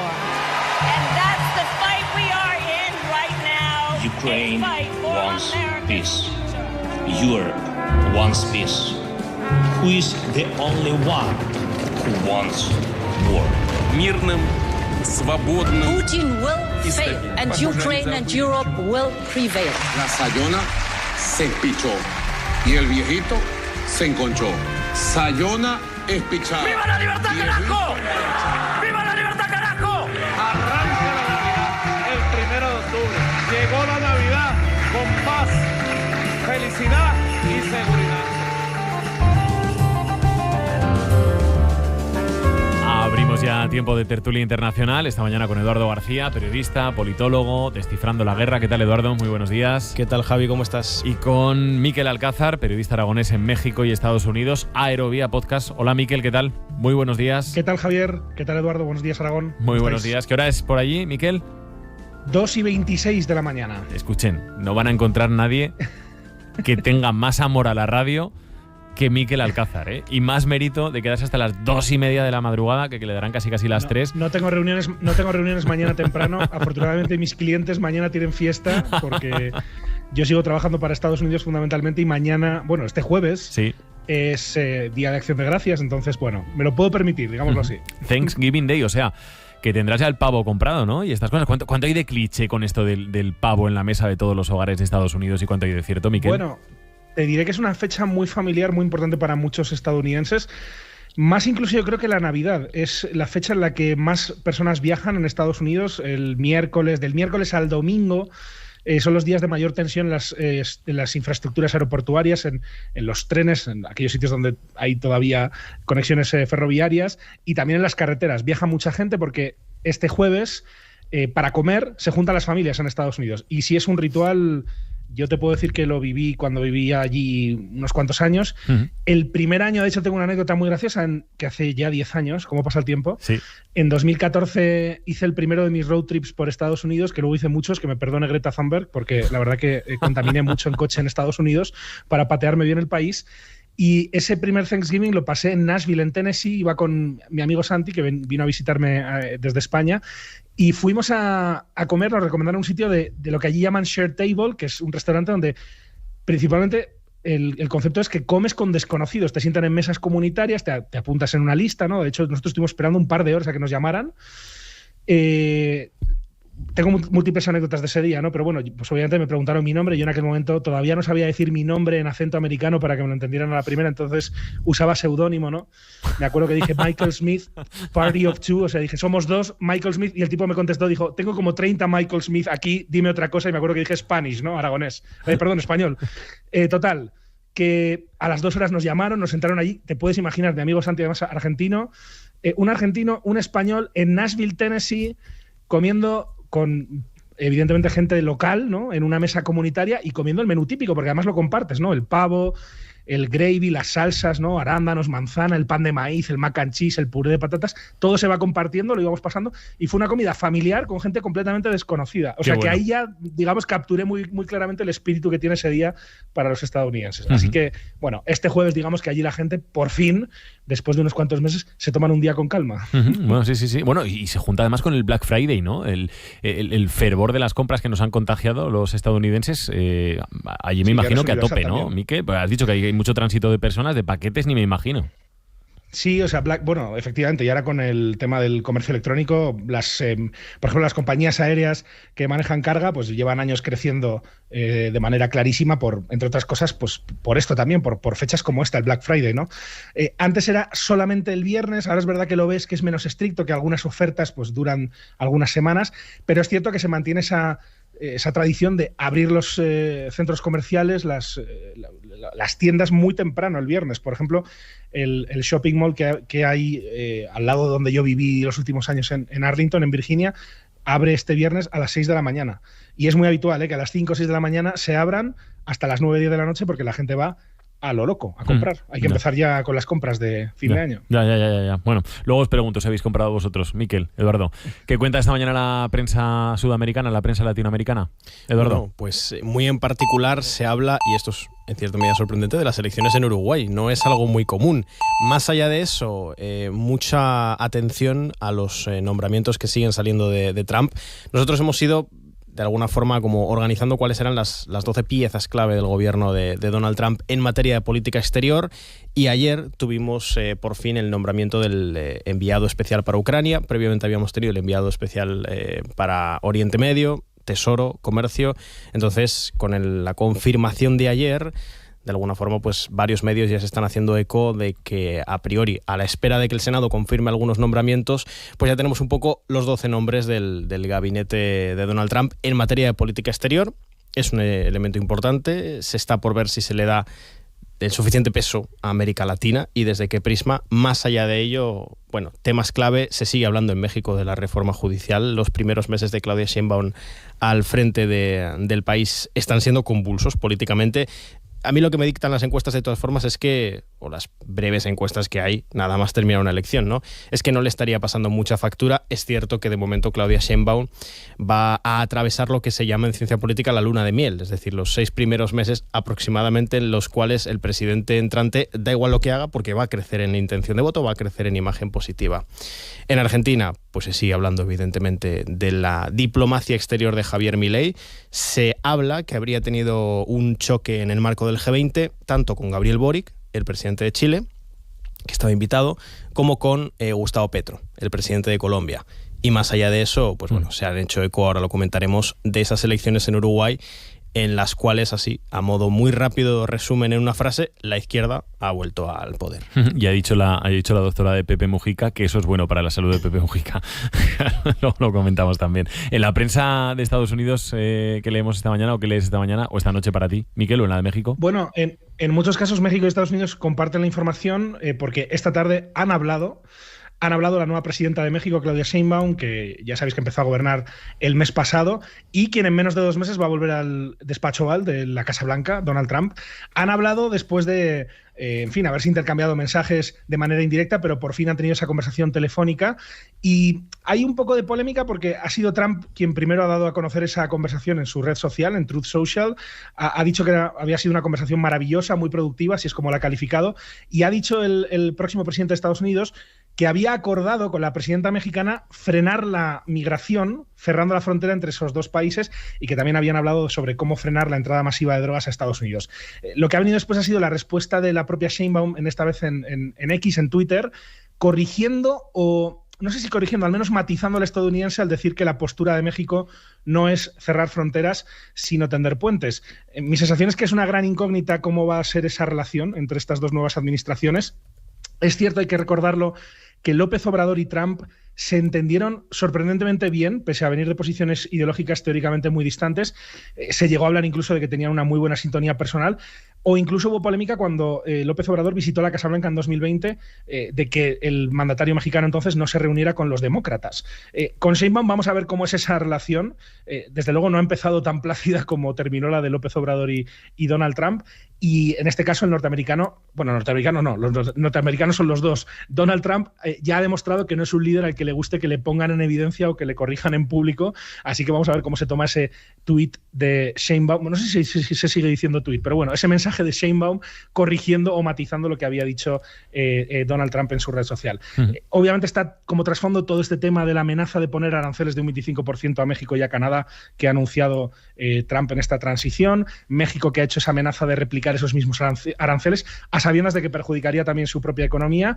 Y esto lo que ya se está notando es en el valor del peso mexicano, que sigue perdiendo mucho valor con respecto al dólar. Y de hecho, bueno, también noticia hoy en la revista Rolling Stone en Estados Unidos, que ha dicho que se han hecho eco medios, sobre todo aquí en México, que el equipo de transición de Trump está evaluando una invasión suave de México, invasión suave, que lo explican como operaciones con agentes encubiertos para matar capos de la droga o ataques quirúrgicos con drones en territorio mexicano.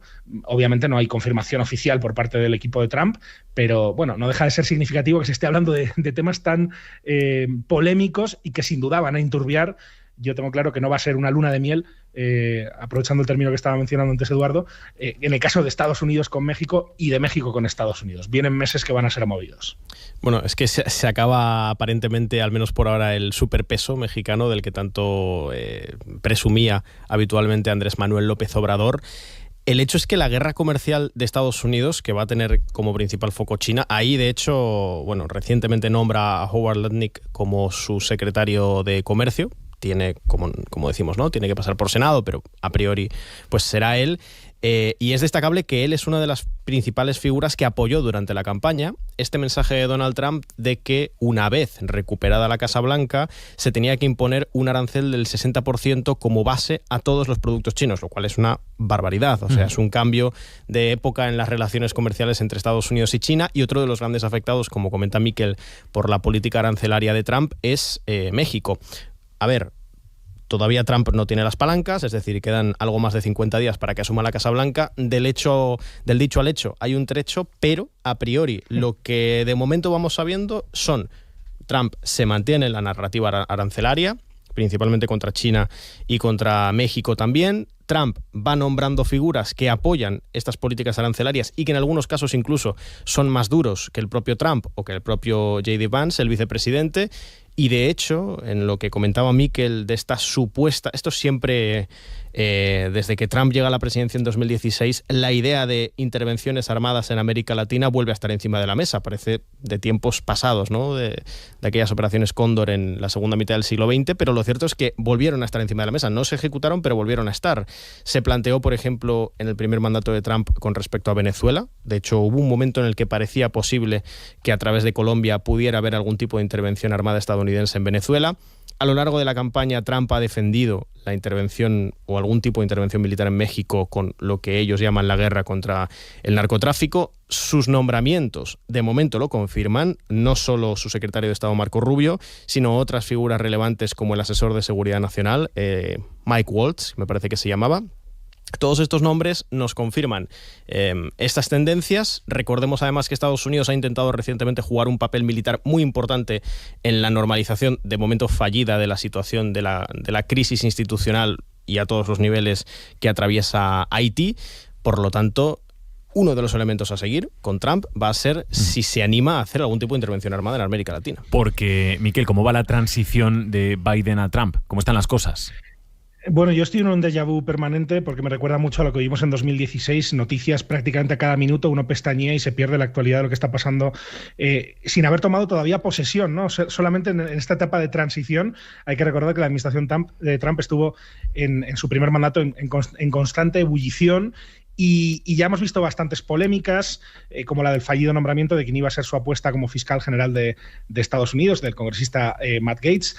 Ha habido nombramientos polémicos que ya os escuché, creo que fue la semana pasada o la anterior, escuchaba a Eduardo hablando de esos nombramientos, ¿no? De Robert Kennedy Jr., de Tulsi Gabbard, que fue congresista demócrata y que la han puesto como directora de Inteligencia Nacional, con esa sospecha que siempre ha habido en Estados Unidos, al menos de una parte de la política estadounidense, de que es muy prorrusa. O, por ejemplo, mandar a la congresista Elise Stefanik de Nueva York a la Organización de Naciones Unidas, a la ONU. Obviamente, toda la polémica de este nuevo departamento de eficiencia gubernamental de Elon Musk y de Vivek Ramaswamy, que promete replicar un poco lo que está siendo la motosierra de Milei, pero versión estadounidense. Y yo te diría, escuché mucho las reflexiones de Eduardo, me parecieron muy interesantes sobre Marco Rubio como secretario de Estado. A mí me parece uno de los nombramientos que me generan más dudas en cuanto a cómo va a encajar en la Casa Blanca de Trump un político como Marco Rubio, senador por Florida, se enfrentó duramente a Trump en las primarias de 2016. En aquel momento pareció que se retiraba de la vida política, dijo que se iba, finalmente se volvió a presentar animado, entre otros, por Trump para no perder esa ventaja o tratar de tener ventaja en el Senado por Florida. Era muy próximo en su día a quien ha sido rival de Trump en este último ciclo de primarias republicanas, de Nikki Haley. Perdón que ya los nombres a estas horas me fallan, pero bueno. Marco Rubio es herencia de esa generación segunda generación de migrantes cubanos de Florida, republicano muy cercano a lo que fue en su día el Tea Party.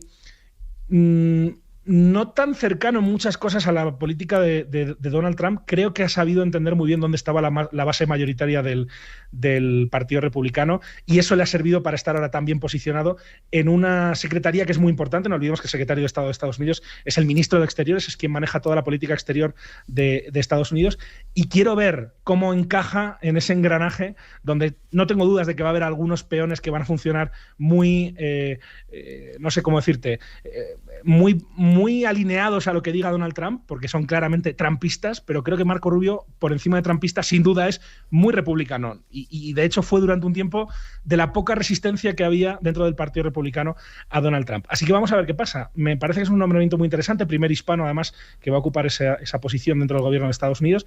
Creo que va a ser interesante ver efectivamente cuál es la mirada de Marco Rubio y del gobierno de Estados Unidos hacia América Latina, qué va a pasar con el multilateralismo.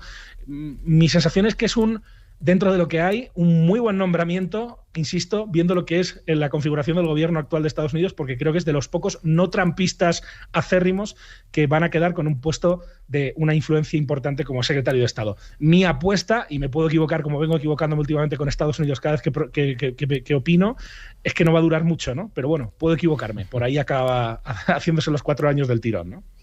Es difícil saber con Marco Rubio. Lo que es cierto es lo que planteas, Miquel. Me parece que en realidad lo que ilustra no es tanto una contradicción de Trump en el nombramiento, sino el propio éxito de Trump. Es decir, que decías, no, Marco Rubio más que trumpista es republicano. El tema es que hoy, y ese es el gran éxito de Trump en los últimos años, ya no se puede ser republicano sin ser trumpista, porque caes básicamente en el ostracismo dentro del partido, o aparentemente eso es lo que han demostrado muchos ex opuestos a Trump, muchas figuras que en su momento se opusieron. Eduardo, estoy de acuerdo que esta es la excepción que confirma la regla. Esa es mi impresión. Exacto.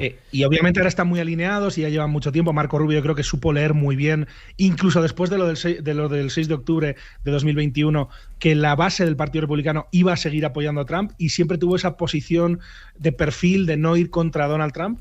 Y le ha venido muy bien porque ha llegado a ser secretario de Estado, y yo estoy seguro, vamos, esto sí lo firmo y creo que esta apuesta no fallará, que lo hace además con miras a una nueva candidatura presidencial dentro de 4, dentro de 8, dentro de 12 años. Creo que Marco Rubio además es un tipo todavía joven, entonces es la gran incógnita en mi opinión. De hecho, y estando de acuerdo con lo que tú dices, pero es una gran incógnita, y creo que es de lo poco que queda en el Partido Republicano ahora mismo con una cierta importancia, que no se le puede calificar de trumpista acérrimo como otros nombramientos que claramente vienen de la mano de Donald Trump. De hecho, la Secretaría de Estado históricamente ha sido un lugar desde el cual se puede ascender a la candidatura presidencial del partido. Bueno, ascender dentro de las primarias, evidentemente, pero puede ser un lugar de promoción, que ya le pasó a Hillary Clinton. Pero yo por terminar con esto, creo que lo que comparten todos los nombramientos hasta el momento de Trump, al menos en política exterior, y para mí esta es la clave, porque Marco Rubio también lo comparte, es que más allá de sus particularidades, y Marco Rubio tiene muchas, no solo por su histórica relación con Trump, también lo ha comentado Miquel, por su particular vínculo con América Latina y por el peso que quizá como secretario de Estado le quiera dar a América Latina, y que a lo mejor Donald Trump no termina de estar tan de acuerdo con darle tanta importancia a la región. En lo que sí está de acuerdo Marco Rubio, y lo que sí le va a exigir Donald Trump, al menos a priori, es primero lealtad en política exterior, es decir, la línea la marca Trump y Vance, y el resto tienen que simplemente seguirla, y después que hagan caso y que sean firmes defensores de 2 aspectos cruciales, que aquí Marco Rubio, más allá de sus particularidades, en efecto lo es. Primero, buscar el fin del conflicto en Ucrania como beneficio primero electoral de Donald Trump. De hecho, su reciente nombramiento del enviado especial en Ucrania, Kellogg, que lo tuvimos ayer, es que justamente lo que él defiende es que tal cual están las líneas ahora mismo en el frente, se pare y se busque un acuerdo, y que a Rusia efectivamente se le conceda todo aquello que ha avanzado en los últimos tiempos. O sea, ese es el nivel de apoyo al fin de la guerra en Ucrania que tienen los nombramientos trumpistas, y sobre todo, y esto Rubio lo ha cumplido a rajatabla, ser un halcón anti-China. De hecho, Marco Rubio, que le conocemos en el mundo hispano por haber tenido un perfil muy proclive en relación a los gobiernos venezolano, cubano, nicaragüense, en el mal sentido, ¿no? de presionarles desde el Senado, también ha sido una de las figuras más importantes en la promoción de algunas de las principales narrativas anti-China que se han establecido en la política estadounidense. Principalmente fue protagonista en aquellas campañas contra Huawei, contra TikTok, y en su momento con aquello de la minoría uigur en la provincia de Xinjiang, en China. Bueno, ya saben que la filosofía, la vocación de este espacio, de esta tertulia internacional, es conocer de qué se habla en los lugares en los que viven nuestros corresponsales aragoneses. analiza también cuál es la actualidad internacional de la semana y que solemos terminar hablando de uno de los que ha sido de los temas de la semana aquí en Aragón y de qué perspectiva tiene esto, de qué trascendencia tiene esto en esos países en los que viven o conocen especialmente bien nuestros colaboradores, ¿no? El tema de esta semana en Aragón está siendo que hemos conseguido 3 nuevas estrellas Michelin en 3 restaurantes, como suele ser habitual, por cierto, del medio rural, en pueblos con muy pocos vecinos. 3 estrellas Michelin que van a ser un revulsivo turístico, parece ser, un polo de atracción. Por lo que percibís vosotros, lo de la comida española, Miquel, ¿cuánto pesa en el turista mexicano, estadounidense, argentino y de paso al revés, ¿no? Si vamos a México, Estados Unidos, Argentina, ¿dónde tenemos que comer? Aparte de en el sitio este que nos has dicho antes de Nashville, que no has dicho cómo se llama, Miquel. Bueno, ha cerrado, lo he estado buscando antes y ha cambiado de ubicación porque era un sitio bastante peculiar, pero no sé si le darían una Michelina al de Tennessee. Bueno, tenía creo que además muy buenas reseñas. Creo que fue en la pandemia cuando no la superó, como tantos negocios, ¿no? Desafortunadamente. Pero mi sensación con las estrellas Michelin es que actúan un poco como, efectivamente, polo de atracción turística. Al final, restaurantes, sobre todo de alta cocina, son prácticamente museos gastronómicos. Yo recuerdo cuando estaba en la universidad que hicimos un suplemento sobre cultura y metimos gastronomía porque lo considerábamos que era parte de una visión cultural más amplia. Yo he vivido tanto la publicación de la guía Michelin cuando vivía en Washington por primera vez, como la publicación de la guía Michelin aquí en Ciudad de México, como la de Buenos Aires, o sea, porque son recientes todas, y en los 3 casos creo que ha tenido siempre la misma consecuencia. Es que los restaurantes premiados suelen ponerse más caros, más difíciles de reservar. En el caso de México, por ejemplo, hay 7 restaurantes con estrella y por ejemplo, uno de nuestros favoritos, que le pusieron una estrella, pues casi no hemos podido volver desde que le pusieron la estrella porque se ha puesto muy para turistas, más caro, obviamente atrae gente, hay gente que viaja solamente pensando en este tipo de guías y de premios, y en Buenos Aires un poco lo mismo también, un restaurante como Don Julio, que es una parrilla tradicional a la que también le han puesto estrella Michelin, pues se ha puesto prácticamente muy difícil. Y sí puedo decir algo, las comparaciones son odiosas, pero yo recuerdo haber comido en el Batán en Tramacastilla, por ejemplo, que es un restaurante que tiene una estrella Michelin en la España vacía, y os puedo decir que la calidad-precio es infinitamente superior. Si no recuerdo mal, creo que por allí salimos a unos 70 euros por cabeza. Comimos de maravilla, la verdad que el producto además local, muy recomendable, como todos los restaurantes que reciben este tipo de premios o de reconocimientos. Y un restaurante con una estrella Michelin en Washington, por ejemplo, Fiola, que es un clásico que tiene ya desde hace años. Creo que el precio, insisto, una estrella Michelin era de unos $300 por cabeza más el 18% de propina, que es lo que se suele llevar. Así que la diferencia, obviamente no es lo mismo Washington que un pueblo de la provincia de Teruel, pero calidad-precio, eso te aseguro que hay muchos turistas que lo miran mucho, así que yo creo que eso siempre es algo positivo. Eduardo. Pues mira, yo, además es que justo lo ha mencionado Miquel, yo comí en Don Julio y he de decir... No quisiera yo aquí tumbar los reconocimientos, pero no es el mejor sitio en el que comí en Buenos Aires. Está en el top. Yo tampoco. Está en el top 3, evidentemente, pero no es el mejor. Por el mejor, recuerdo que era un restaurante, un asador argentino, al lado, debajo del puente que está al lado de la cancha de Vélez Sarsfield. O sea, ese tipo de lugares es donde hay que comer en Argentina. Pero allí en Buenos Aires, bueno, es muy curioso, ¿no? Porque la comida española que se puede comer, que se puede encontrar, puedes encontrar buenos locales de comida española, pero no sé, Miquel, si tú tenías también esta sensación, siempre es, claro, por regiones y sobre todo por aquellas regiones, por aquellas comunidades autónomas que tuvieron grandes ciclos migratorios hacia Buenos Aires. O sea, es difícil encontrar un local de comida española, así como concepto que en otros países, por ejemplo en Europa, sí encuentras, pero sí es muy fácil encontrar una casa gallega, una casa vasca, fíjate. Una casa andaluza para poder comer. Casas aragonesas no había, o yo no pude encontrar, pero sí que, digamos, separado o dividido por comunidades autónomas, sí encuentras buena comida en Buenos Aires. Bueno, vale, pues apuntamos, aunque a Edu no le gustará el que más, Don Julio y el de la cerca de la cancha de Vélez Sarsfield. La ferroviaria. La ferroviaria. Vale. Es que sí, Buenos Aires, bueno, pasa un poco también en España, ¿no? Que a veces el local más insospechado es en el que mejor comes y además barato, ¿no? Sí. Se come muy bien también, o sea, yo siempre digo que en Argentina tienen lo necesario para sobrevivir. Tienen carne, queso y pan, con eso somos felices todos. O sea que...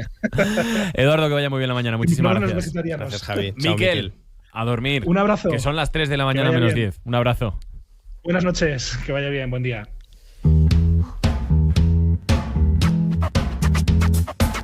Buenas noticias y algo que celebrar. Buenas noticias que me alegren la vida. Un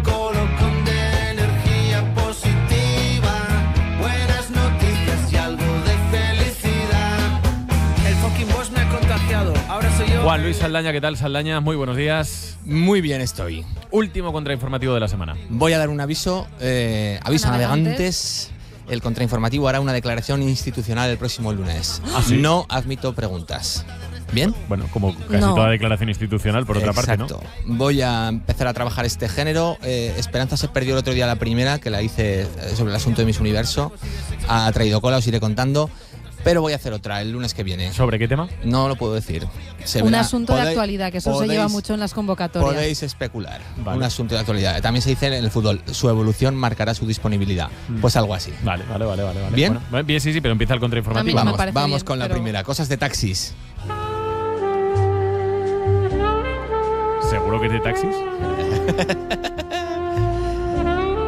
Un taxista muere y lo colocan en un ataúd con volante como si condujera y dando vueltas. Es la música de Taxi Driver. Estamos hablando de Ghana. ¿Sabéis lo de los ganeses que empezaron con el baile del ataúd? Sí, fueron fantástico, ellos. maravilloso. El otro día vimos a un... Casi a uno le apetecía que casi morir, ¿no? Que alguien muriera. Bueno, no tú, pero alguien, ¿no? Eso Claro, es. venga, vámonos de juerga por la muerte del Roque. Y luego... hablamos también de un albañil que lo pusieron en posición de poner un muro. Y hoy tenemos que hablar de un taxista que lo han además muerto en accidente, que esto es muy duro, ¿eh?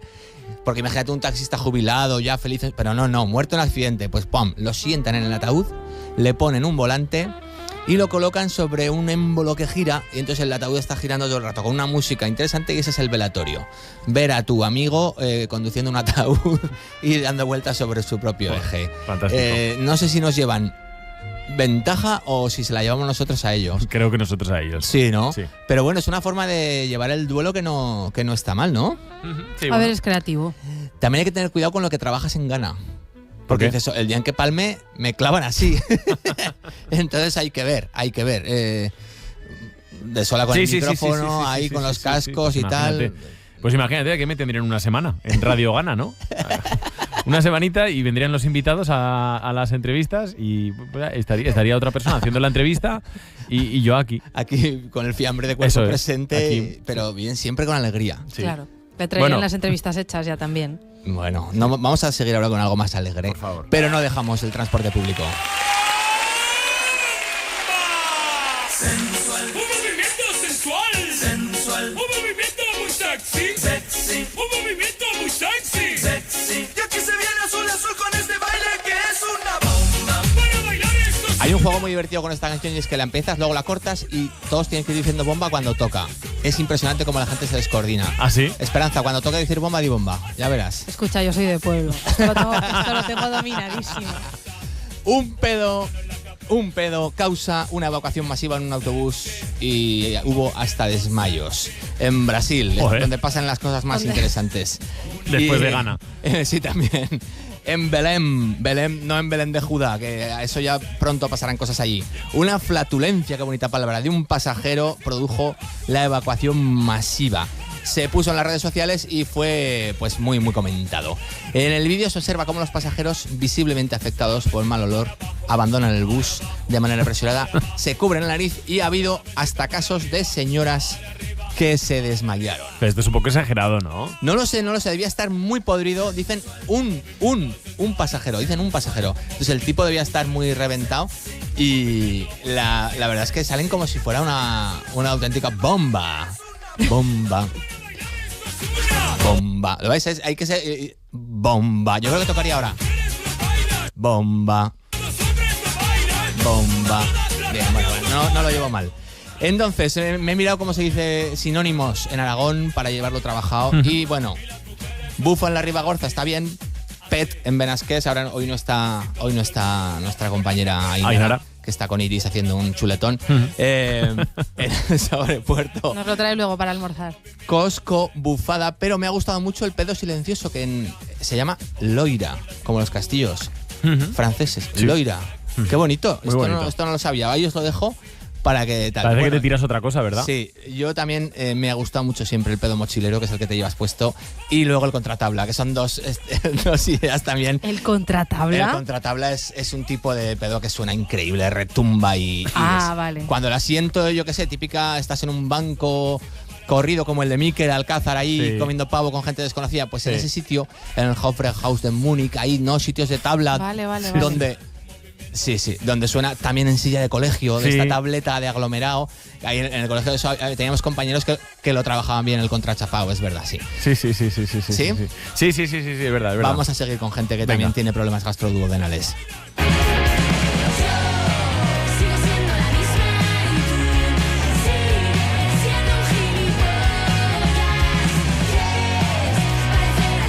Deja de ser dama de honor de una boda y no la invitan, le cancelan la invitación por querer llevarse la comida propia. Una modelo brasileira de 29 años, Diela Zambuja, le dijo a su amiga que quería llevarse su propia comida porque está a dieta, como siempre, una modelo no se concibe de otro modo. Y entonces la amiga le dijo, no puedo permitirte venirte con unos tuppers, que va a quedar muy mal, hija mía. Vamos, que no. Y dijo, llevo trabajando la dieta muchos años, es parte de mi trabajo. Y dice, pues oye, sintiéndolo mucho, no te invito. Y es que, ¿sabes qué pasa? Que la tipa se iba a llevar tuppers. Como son 12 horas de boda, había calculado, dijo, yo tengo que hacer comidas cada 3 horas. Entonces me tengo que llevar 12 vídeos para 3, 4 tuppers. Y ella le dijo, ¿cómo vas a ir con tuppers a mi boda? Y encima tuppers para traer. Uno se lleva tuppers a las bodas para llevarse cosas. Eso es. Pero ir a una boda con tupper es como lo del chiste este. ¿A dónde vas? Diógenes dice, a subir la basura. Pues no, la basura se baja. Entonces no se pueden llevar, mira cómo se ríe, no se pueden llevar tuppers a una boda. Se pueden llevar vacíos, pero no llenos.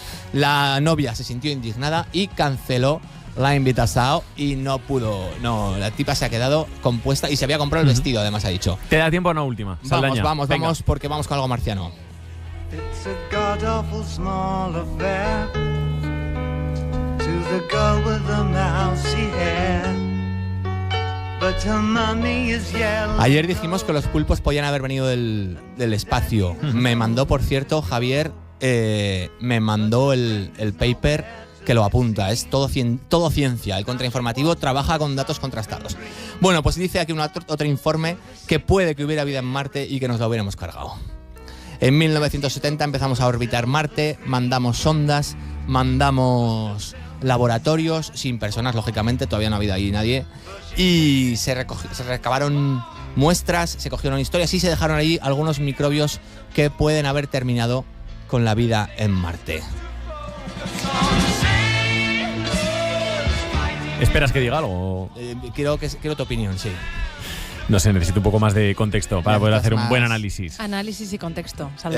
Bueno, dicen que implicaban agregar agua, nutrientes a las muestras de suelo recolectadas y que luego monitorear cualquier señal que sugiera que pudiera estar viviendo microbios en ellas. Todo esto puede ser malo para la microbiota marciana. ¿Y qué hacemos? Bueno, pues hay que seguir analizándolo. Podemos haber cometido un homicidio interplanetario y no saberlo. Entonces podemos estar liando,nos. Por un lado, el siguiente será llevar allí especies invasoras, que eso también es muy nuestro. Exacto. Hemos montado Miss Universo y no hemos convocado los planetas. Sí. Hemos reventado la vida en Marte. Mal. El siguiente paso no tiene buena pinta. No tiene buena pinta. Bueno, en fin. Seguiremos informando. Bien. Óscar Vegas, ¿qué tal, Óscar? Muy buenos días. Hola, ahora sí. ¿Qué tal? Muy bien, ¿y vosotros? Pues muy bien también. ¿Qué nos contáis esta mañana en la cadera? Semana, ¿no? Jueves 10 de la mañana. Bueno, para nosotros casi viernes ya. Claro, por eso lo digo. Bueno, hoy se organizaron unas jornadas en el Matarraña para destacar el papel de los bares en el entorno rural y es un asunto del que vamos a hablar con el antropólogo social y especialista en el tema Sergio Gil. El mítico locutor y compañero de esta casa, Plácido Serrano, es el invitado de las bandas sonoras del programa porque nos cuenta a partir de las 12 en una mañana en la que recibimos al actor José Luis Esteban y a Miguel Mena, que hoy centra su rescate emocional en los cantautores. Toreando en plaza ajena todo cambió de repente. Los políticos al frente, de comparsa al trovador, se cambiaron las verdades, tanto vendes, tanto vales, y llegó la transición. La democracia es la pera, cantautor a tus trincheras, con corona de laurel y distintivo de honor. Ahí está Luis Pastor interpretando que fue de los cantautores. Reivindicamos a Carbonell, Pilar Garzón, Tomás Bosque, La Bordeta, entre otros muchos nombres de la música aragonesa de las últimas décadas. Me he quedado con el primer invitado que vais a tener. Has dicho antropólogo social y especialista en el tema del papel que juegan los bares, ¿no? Exactamente. He investigado mucho sobre esto. Sí. Se llama Sergio Gil y algún día le tenéis que traer también al contrainformativo. Hombre, porque habrá hecho mucho trabajo de campo, evidentemente. Bueno, todo no se puede hablar sin saber. Todo. Le preguntamos ahora porque le tenemos a las 10:10 aproximadamente. Venga, pues ahora lo escuchamos. Que vaya bien la mañana, Óscar. Gracias, adiós. Buen fin de semana. Gracias. Saldaña. Adiós, sufriré. Hasta el lunes. Buen fin de semana, no. Hasta mañana. Buen día de hoy y mañana nosotros a las 7 estamos por aquí. Que vaya bien el día. Hasta mañana a todos. Adiós. universitarios, obreros chicos de barrio que recorren la ciudad.